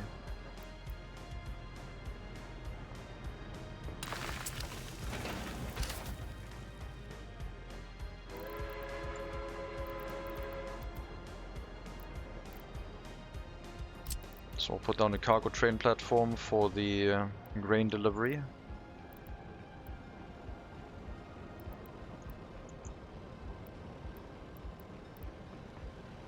And then we need one warehouse. No, we could do both through a warehouse if it had 2 train lines, but it doesn't.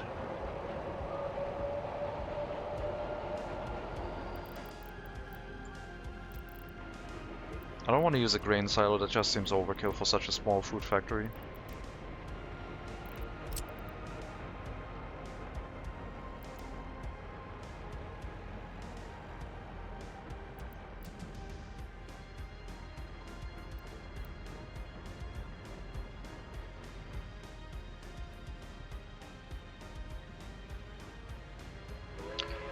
I don't know if I can fit that here. I don't think so.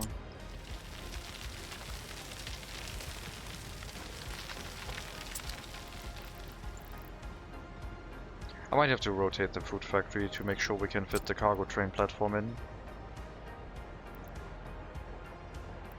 Move the food factory a little bit further back so it can link to the cargo train platform. And this is basically here until we have a room for a proper food factory, at which point this would become obsolete pretty quickly, I think.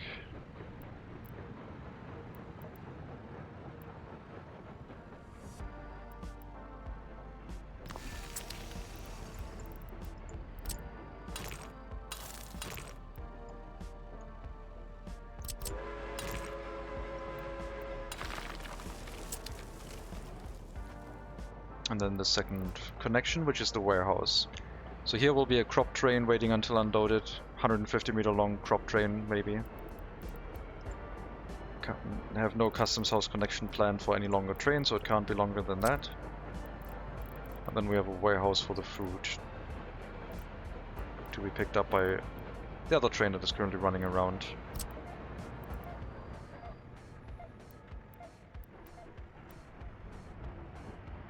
The road connection is going to be pretty awkward.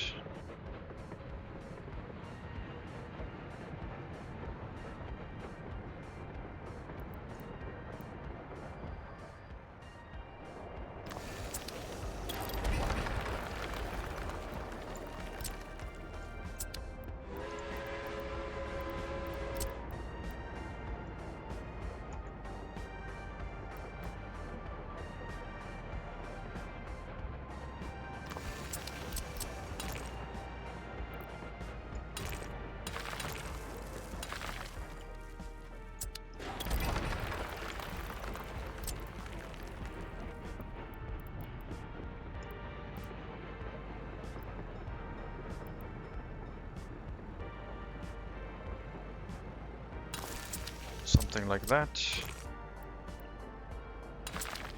Everything is hooked up. Electricity, water, and sewage are connected. It will need running water, pretty much, for its throughput, which means I also have to build a sewage pipe from this building. Which is unfortunate. Unless I don't care about the drop in health that the people are going to experience. And we learned that a drop in health does not lower loyalty, so that we could turn this into an overflow area, just not care about the sewage at all.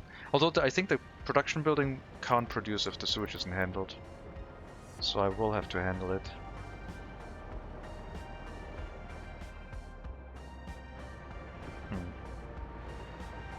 That would make the whole water tower setup obsolete, because we would hook up running water to one of these water switches directly.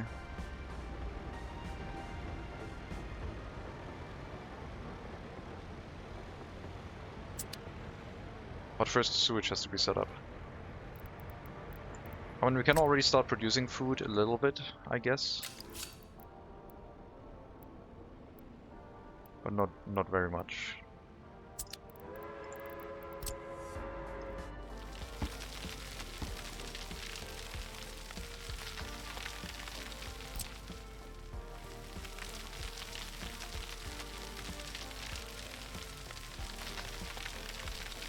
Those trains will also have to go through the end station on the return trip, otherwise they would get stuck. So 150 meter plus station length.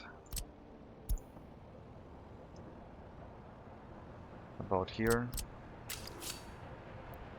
So this would be long enough for the train. Then the warehouse itself, 150 meter. Not much longer than that.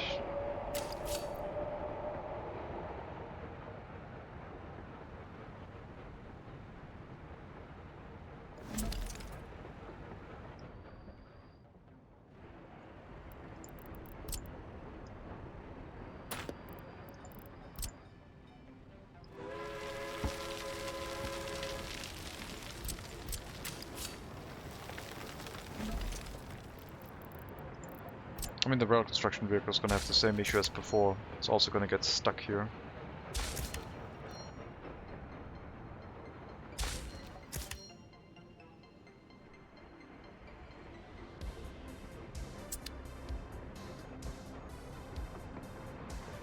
Unless I build a bypass track for exactly that purpose.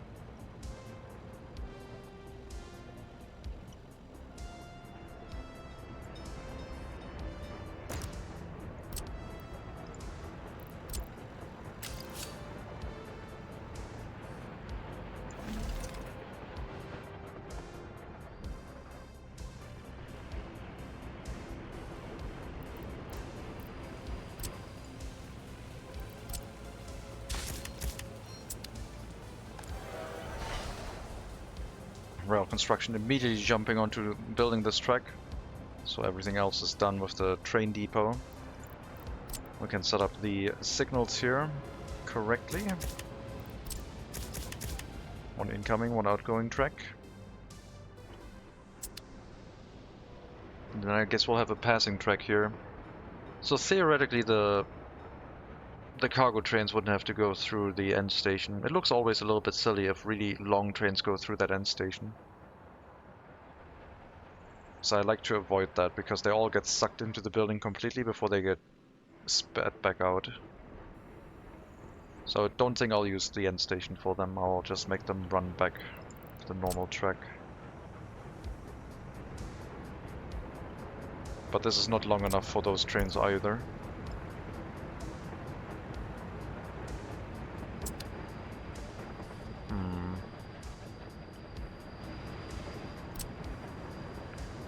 should it be long enough? Kind of. Let me look at it again. Sorry, construction train, you almost made it, but not quite. So on this side, it kind of makes sense. We need to hook up into...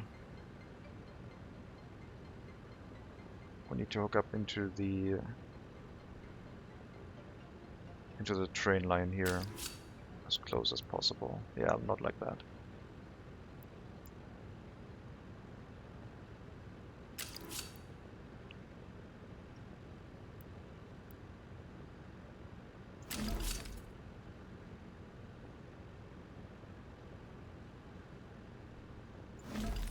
And then I guess here we have to elongate the train track a bit so that we can have a longer train waiting in the area. And also the exit track will be a little bit longer.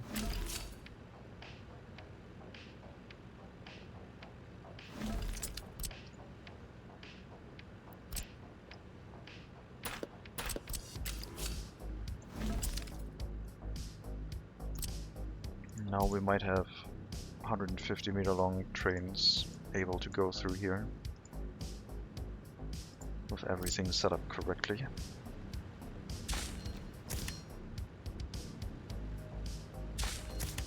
And then we just flip it into a single direction.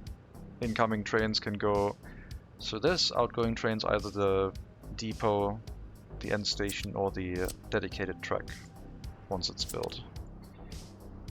So in theory, I guess we put a passing track here for 150-meter long trains now. And then after that is done, we can start building up the train tracks leading to this area. However, the buildings can already be built.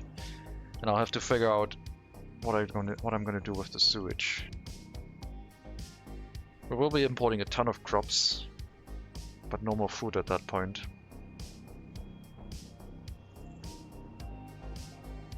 I guess we just built this road out up to somewhere near here, and then put a sewage discharge in, and we probably need a maintenance building. A maintenance construction office that makes sure that the area receives its repairs. But I'm not going to do any water treatment or anything like that. We should have unemployed people nearby. They should be able to flatten this. Apparently it's too far away from the settlement. So we'll have to carry a bulldozer here.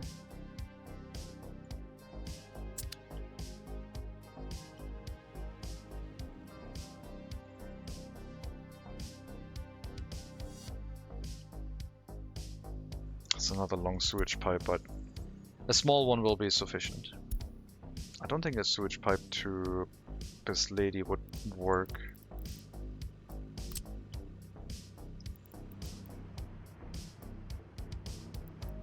Because of having to go through the rail area, which puts the tunnel above the terrain level, unfortunately.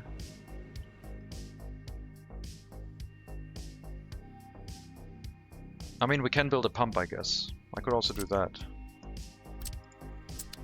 That would be way easier to do and use our existing sewage network. We just put a pump in here. So we use one of these connections instead.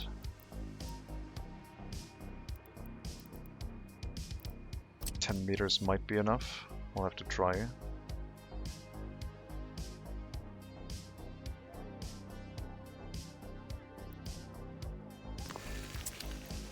Small sewage pipe. And then one of these. Perfect. Only one. It's gonna be quite the sewage pipe construction, but only 1,600 work days is not too bad.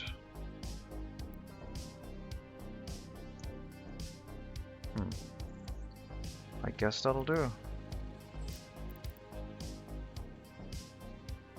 Bring this in. Require a proper slope? Nope. We'll build it from this way. Past the... I guess these two are gonna go away anyway. Get rid of these. We'll also have to put in water switches. But yeah, this is on hold. I'm not gonna build that right now. That one is not needed.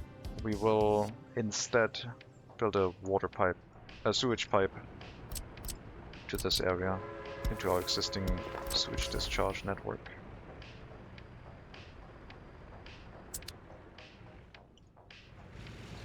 And then just in case we have multiple small settlements that want to run the sewage discharge through the same network, we'll of course set up a sewage switch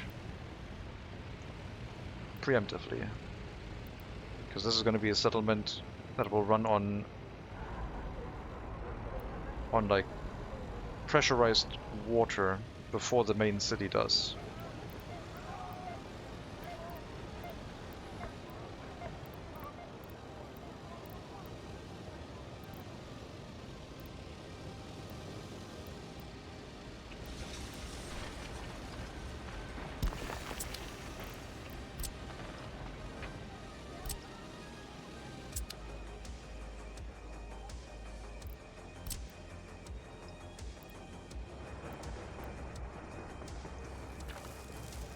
Maybe 5 meter would have also worked, but I think this is fine by me.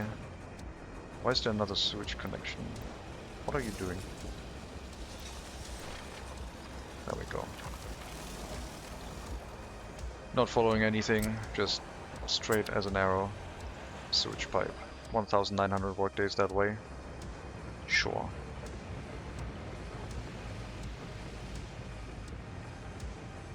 It is really far down. Let me try a 5 meter pump. This looks kinda silly. 5 meter pump instead, please.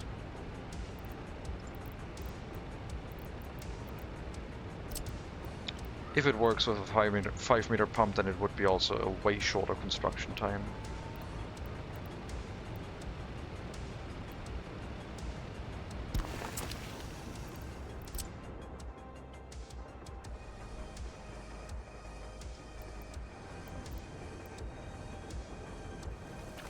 Okay, 5 meter pump it is.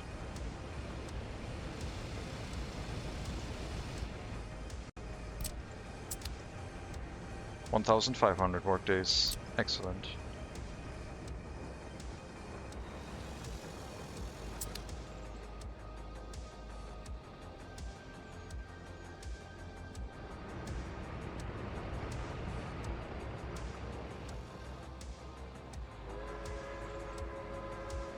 And once that is in place, I guess we will hook up the water tower to the remaining water substation, which will provide water to the food factory. Also leading through a water switch, of course. We wouldn't forget about that, would we?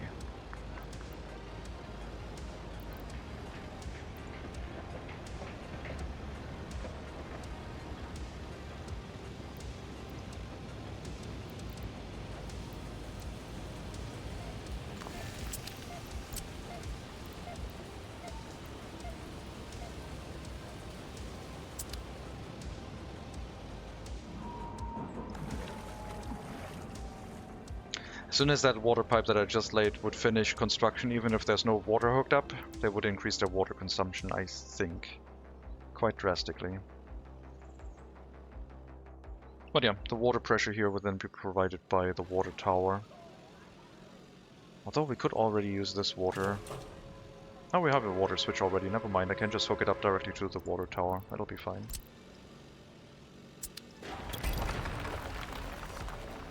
Any future water pipe connection can lead out from this switch already.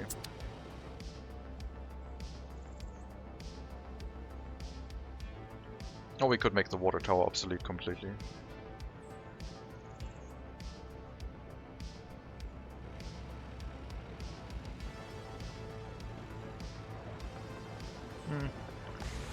I still like the water tower, I guess.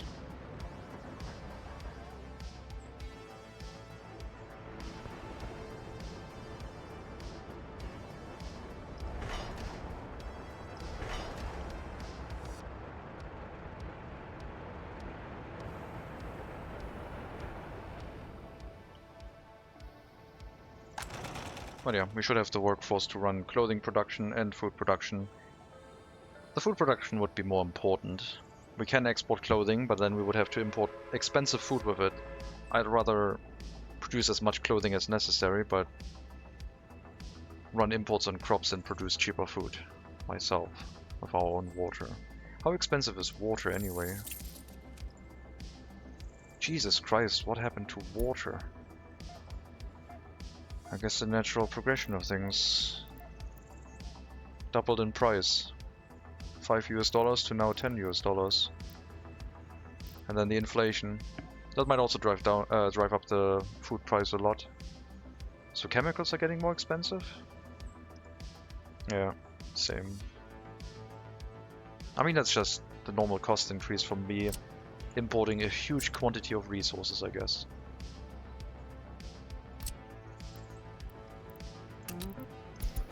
Let's make sure these are set with the correct search radius, so they can help each other with building things here.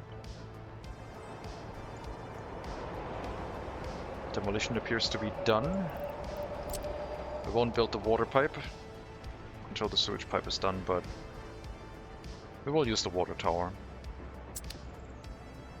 But the water loading unloading station then would become obsolete, I guess. As would the vehicles in the technical service dealing with water and sewage. And we would probably add another waste truck because the factory would make a lot more waste. Would have to bring it to any incinerator because a food factory doesn't make any non-incineratable waste. Speaking of waste, this is done. Now you can transport the mixed waste over so that our trains may work again. You're gonna wait. Let the mixed waste vehicle do its job for now.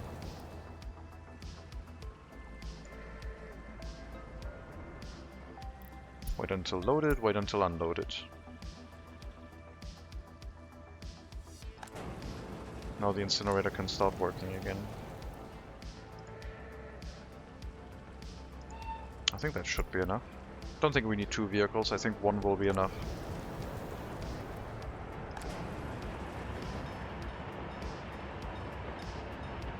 Really low throughput.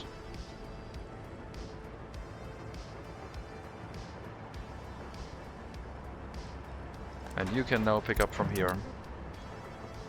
If there is at least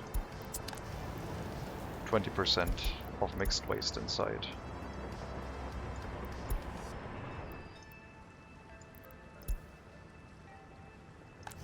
And the result will be pure ash. Finally. Ashinium. Exactly what we wanted.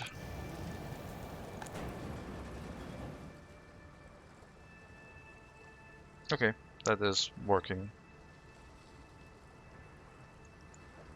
Our money maker is doing its thing again.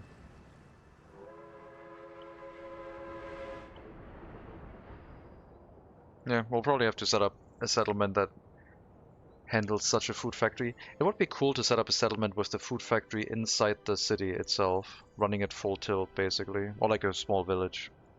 Like I said, we don't need that many workers in it. Would be kinda neat.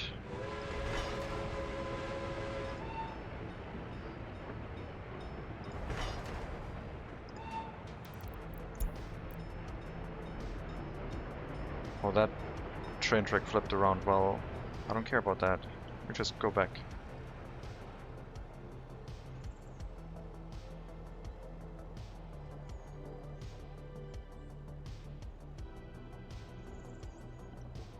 The food train we already have, but I will have to make a train that brings crops in, and that one will have to be a fast one, I think.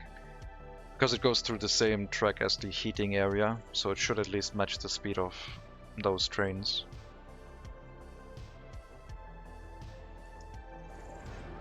And we have no buffer storage for crops, I guess. Which is a little bit awkward, but, you know, it's fine. I could have set up another small warehouse instead of just a cargo train platform. So we at least had a little bit of a storage for like 320 tons of crops, maybe even more. I mean, I can still change it. I should probably change it. I've changed my mind. We are building a second warehouse for the crop delivery. I mean, this could be the crop delivery, and this could be the food, because we need more crops than food. So, I guess we could already start bringing crops in.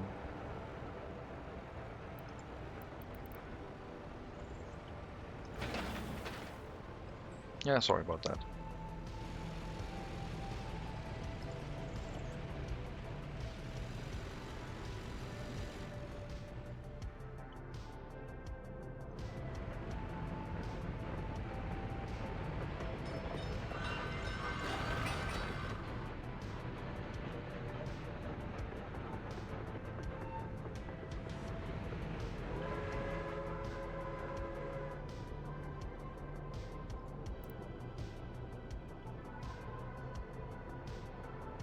Back down to 56.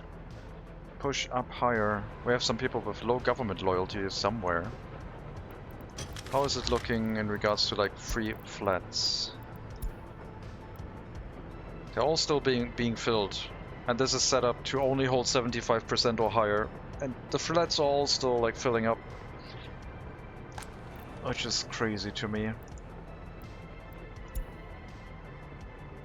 Yeah, you're all too low loyalty, I'm sorry. Okay, you aren't, but 106% productivity, very good.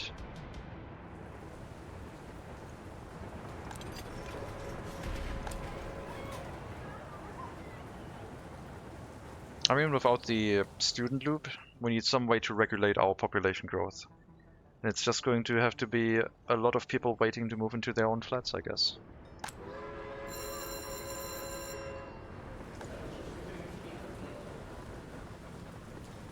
Can we request higher loyalty from our teachers? Probably.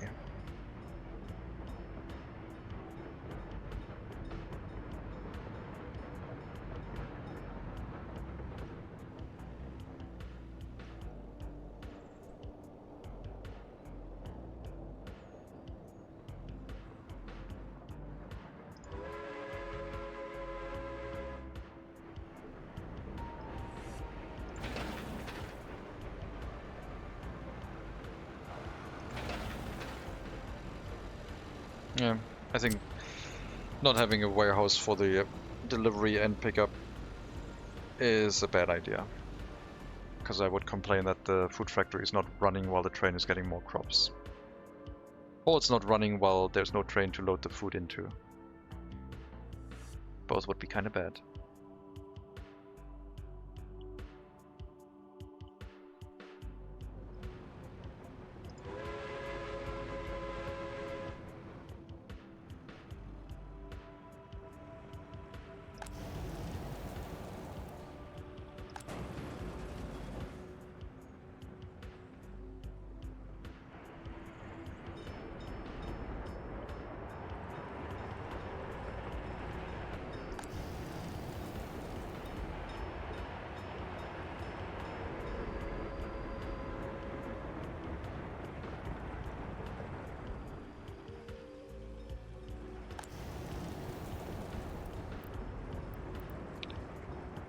Maybe we need more workers here.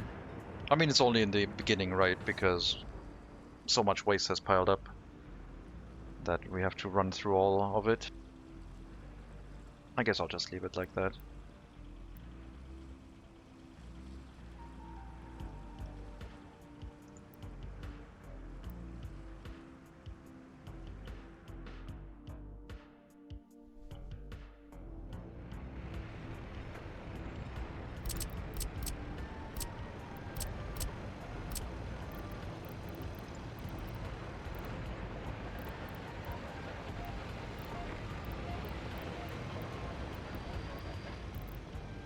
$200 tons of food is basically enough. Like, the train can only load 55 tons of food.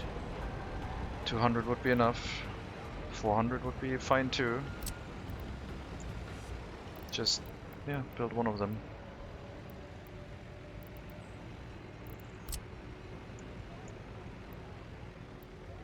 Probably the other one seems to be easier to hook up.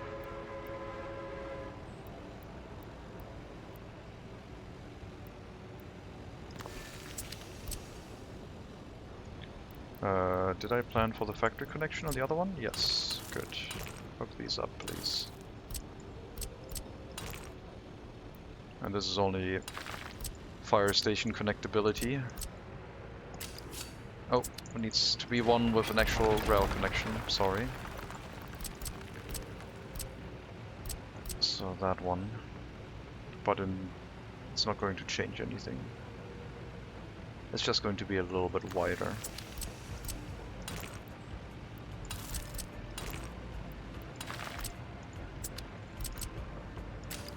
And then this train track will just be adapted to match the curve.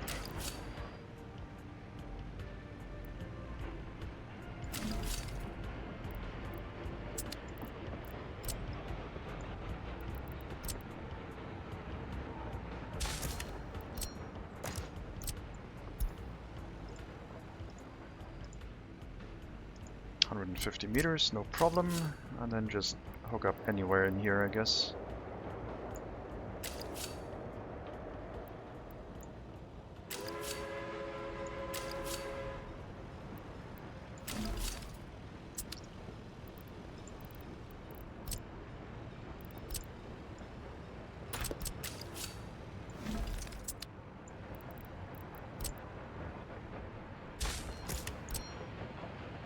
Sure.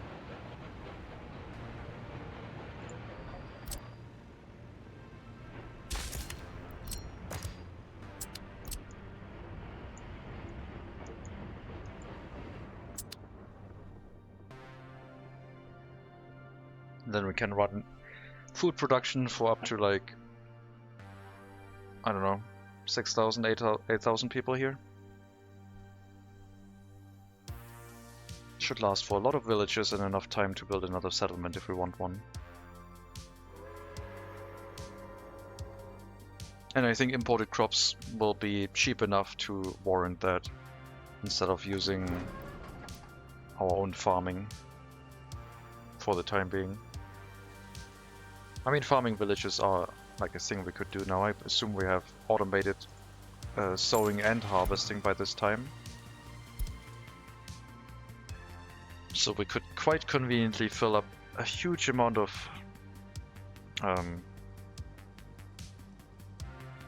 grain silo storage with our own produced grain, if we choose to do that.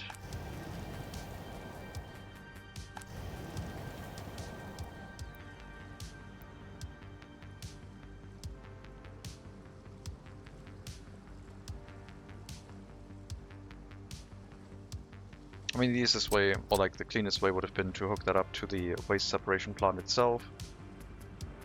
But I didn't think about that anymore, and I don't think I would have had the room anyway.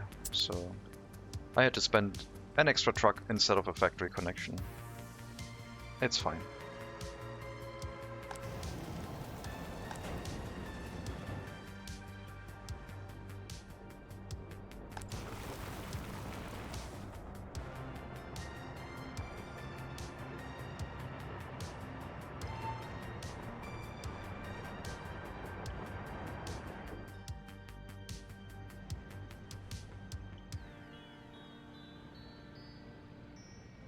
$87 people who can't move in. I assume Prusco is now also full. Yep, Prusco is chock full with people with 50% or higher loyalty. I think we're just not going to let people with like lower than 50% loyalty move in anywhere anymore. Like, this is now low loyalty and this is high loyalty, and these people don't exist. If you have less than 50% loyalty, what are you doing in this republic? Get out. We only take people with higher than average loyalty. But sir, that would mean yes. We're going to face problems later down the line if we run it that way. This is madness. So only 50 to 100% loyalty. Cities are going to be 75 to 100. Villages 50 to 75. And yes, the loyalty in Prusco will decrease because of demands being unfulfilled. But the only thing that should decrease loyalty is lack of food, lack of meat, and really low happiness, and being subjected to crime, I guess.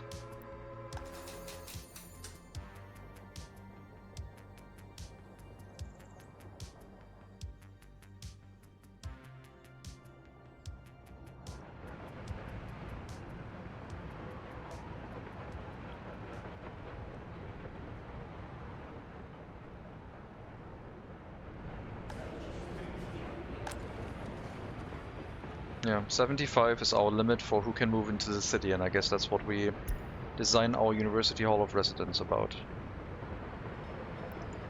And there's already quite a few people waiting here. Not all of them have the high loyalty. Some of them moved into the Hall of Residence before we instituted that requirement. But new people moving in will have that as a minimum.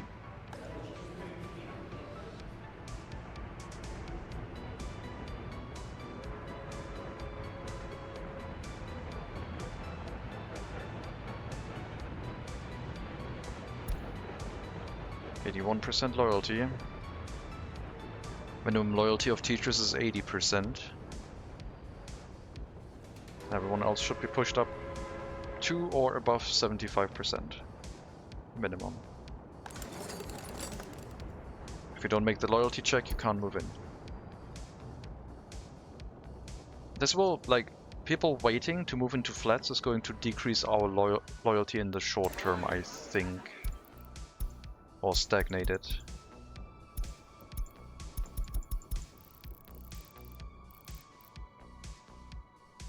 Until they leave, and then they're like the dissidents with like only like slightly favorable views of the government are going to go away, and only the people with really favorable views of the government are going to stay, and then the loyalty should start increasing again.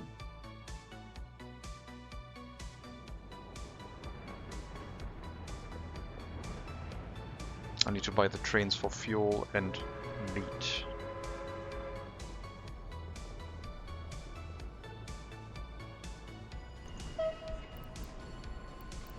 Now let's set up the food production first. I don't want to start taking more loans. The fact that I took 4 million rubles in loans to fill up the resource warehouses was already a pretty big chunk.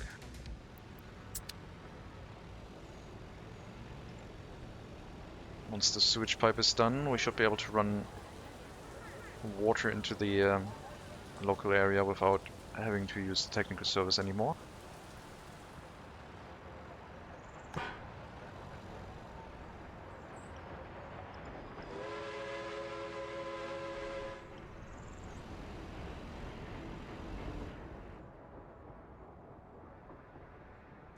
I could set up a school here with a parking space, so we don't even pick up like children anymore to bring them to Best Lady. They would get their school education from loyal teachers. I do have a spare research point. When was brutalism showing up? Brutalism showed up when 55. Still a long time. Is there some sport active? Football, swimming, etc.? Yes, they have a outdoor football playground in Prusko. Otherwise, they just need to be lucky enough to get onto a train, and then they can visit the indoor pool or another sports facility in Beslady. But the train doesn't run that often, so they just need to be at the train platform when a train arrives.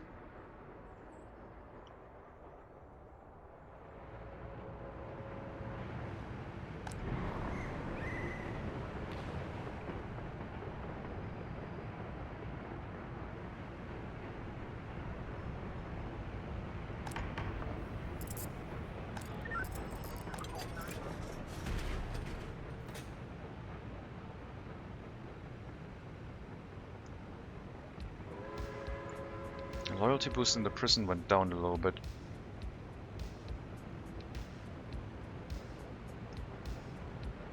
Only 4% instead of like 5 or 6% what we had before.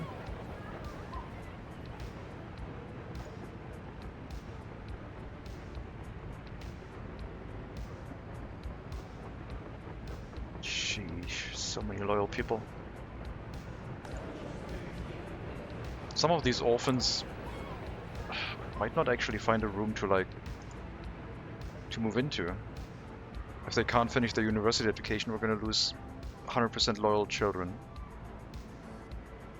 Which is really weird. But if every building is filled, then yeah, what can I change? Building more housing, I guess, but there's also a limit at some point.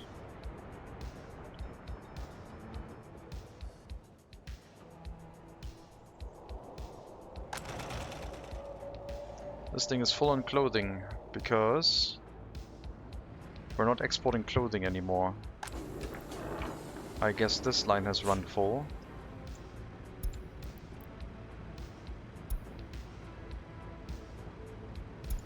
And this one still needs to go to the customs house if it can't unload here.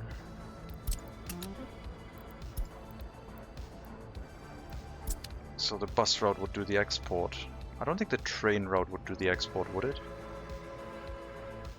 I guess the train route could do the export, but then I would need another train car. Or we split the fabric wagon 50-50.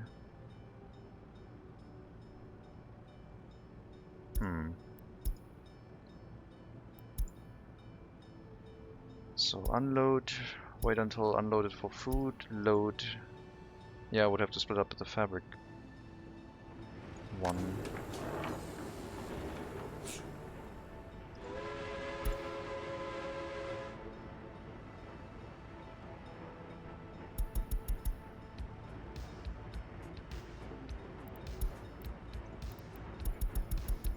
It can load fabric and clothing into the same wagon. But it will never overload this with fabric. There's always going to be some room for clothing to make it into this wagon.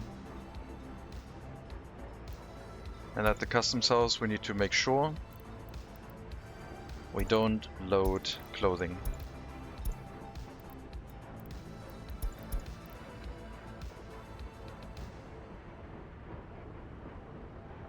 I think that should be everything.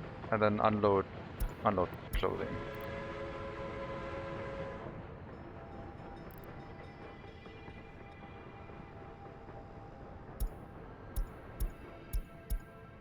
And here you need to load clothing. So I guess you're going to do the clothing export now. A couple tons here and there. Go to the next stop. Don't wait for food right now. Would like to see if the clothing export works.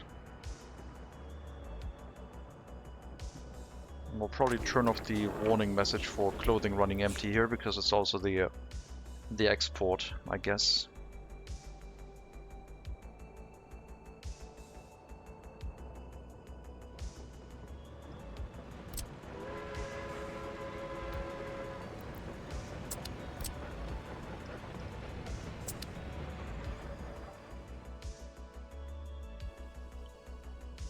Okay. But I'm going to put a cut in here. I'm going to take a break, and when I come back we might do some more nuclear option. Or maybe I'm not going to be back, I don't know. Or maybe some Grimshire. That one is still ongoing. But for now, thank you very much for watching, hope you enjoyed the stream. We have Zadelier streaming Workers and Resources today, if you want to stick around. Zadelier is still planning on getting a first set of migrants into his island paradise run. Also started in 1900. But still building a bunch of infrastructure. So if you want to see someone else approaching the 1900 start, stick around. If not, that is fine too. I wish you a very good start to your week, rest to your Monday. And maybe I'll see you back later. And if not, maybe I'll see you next time.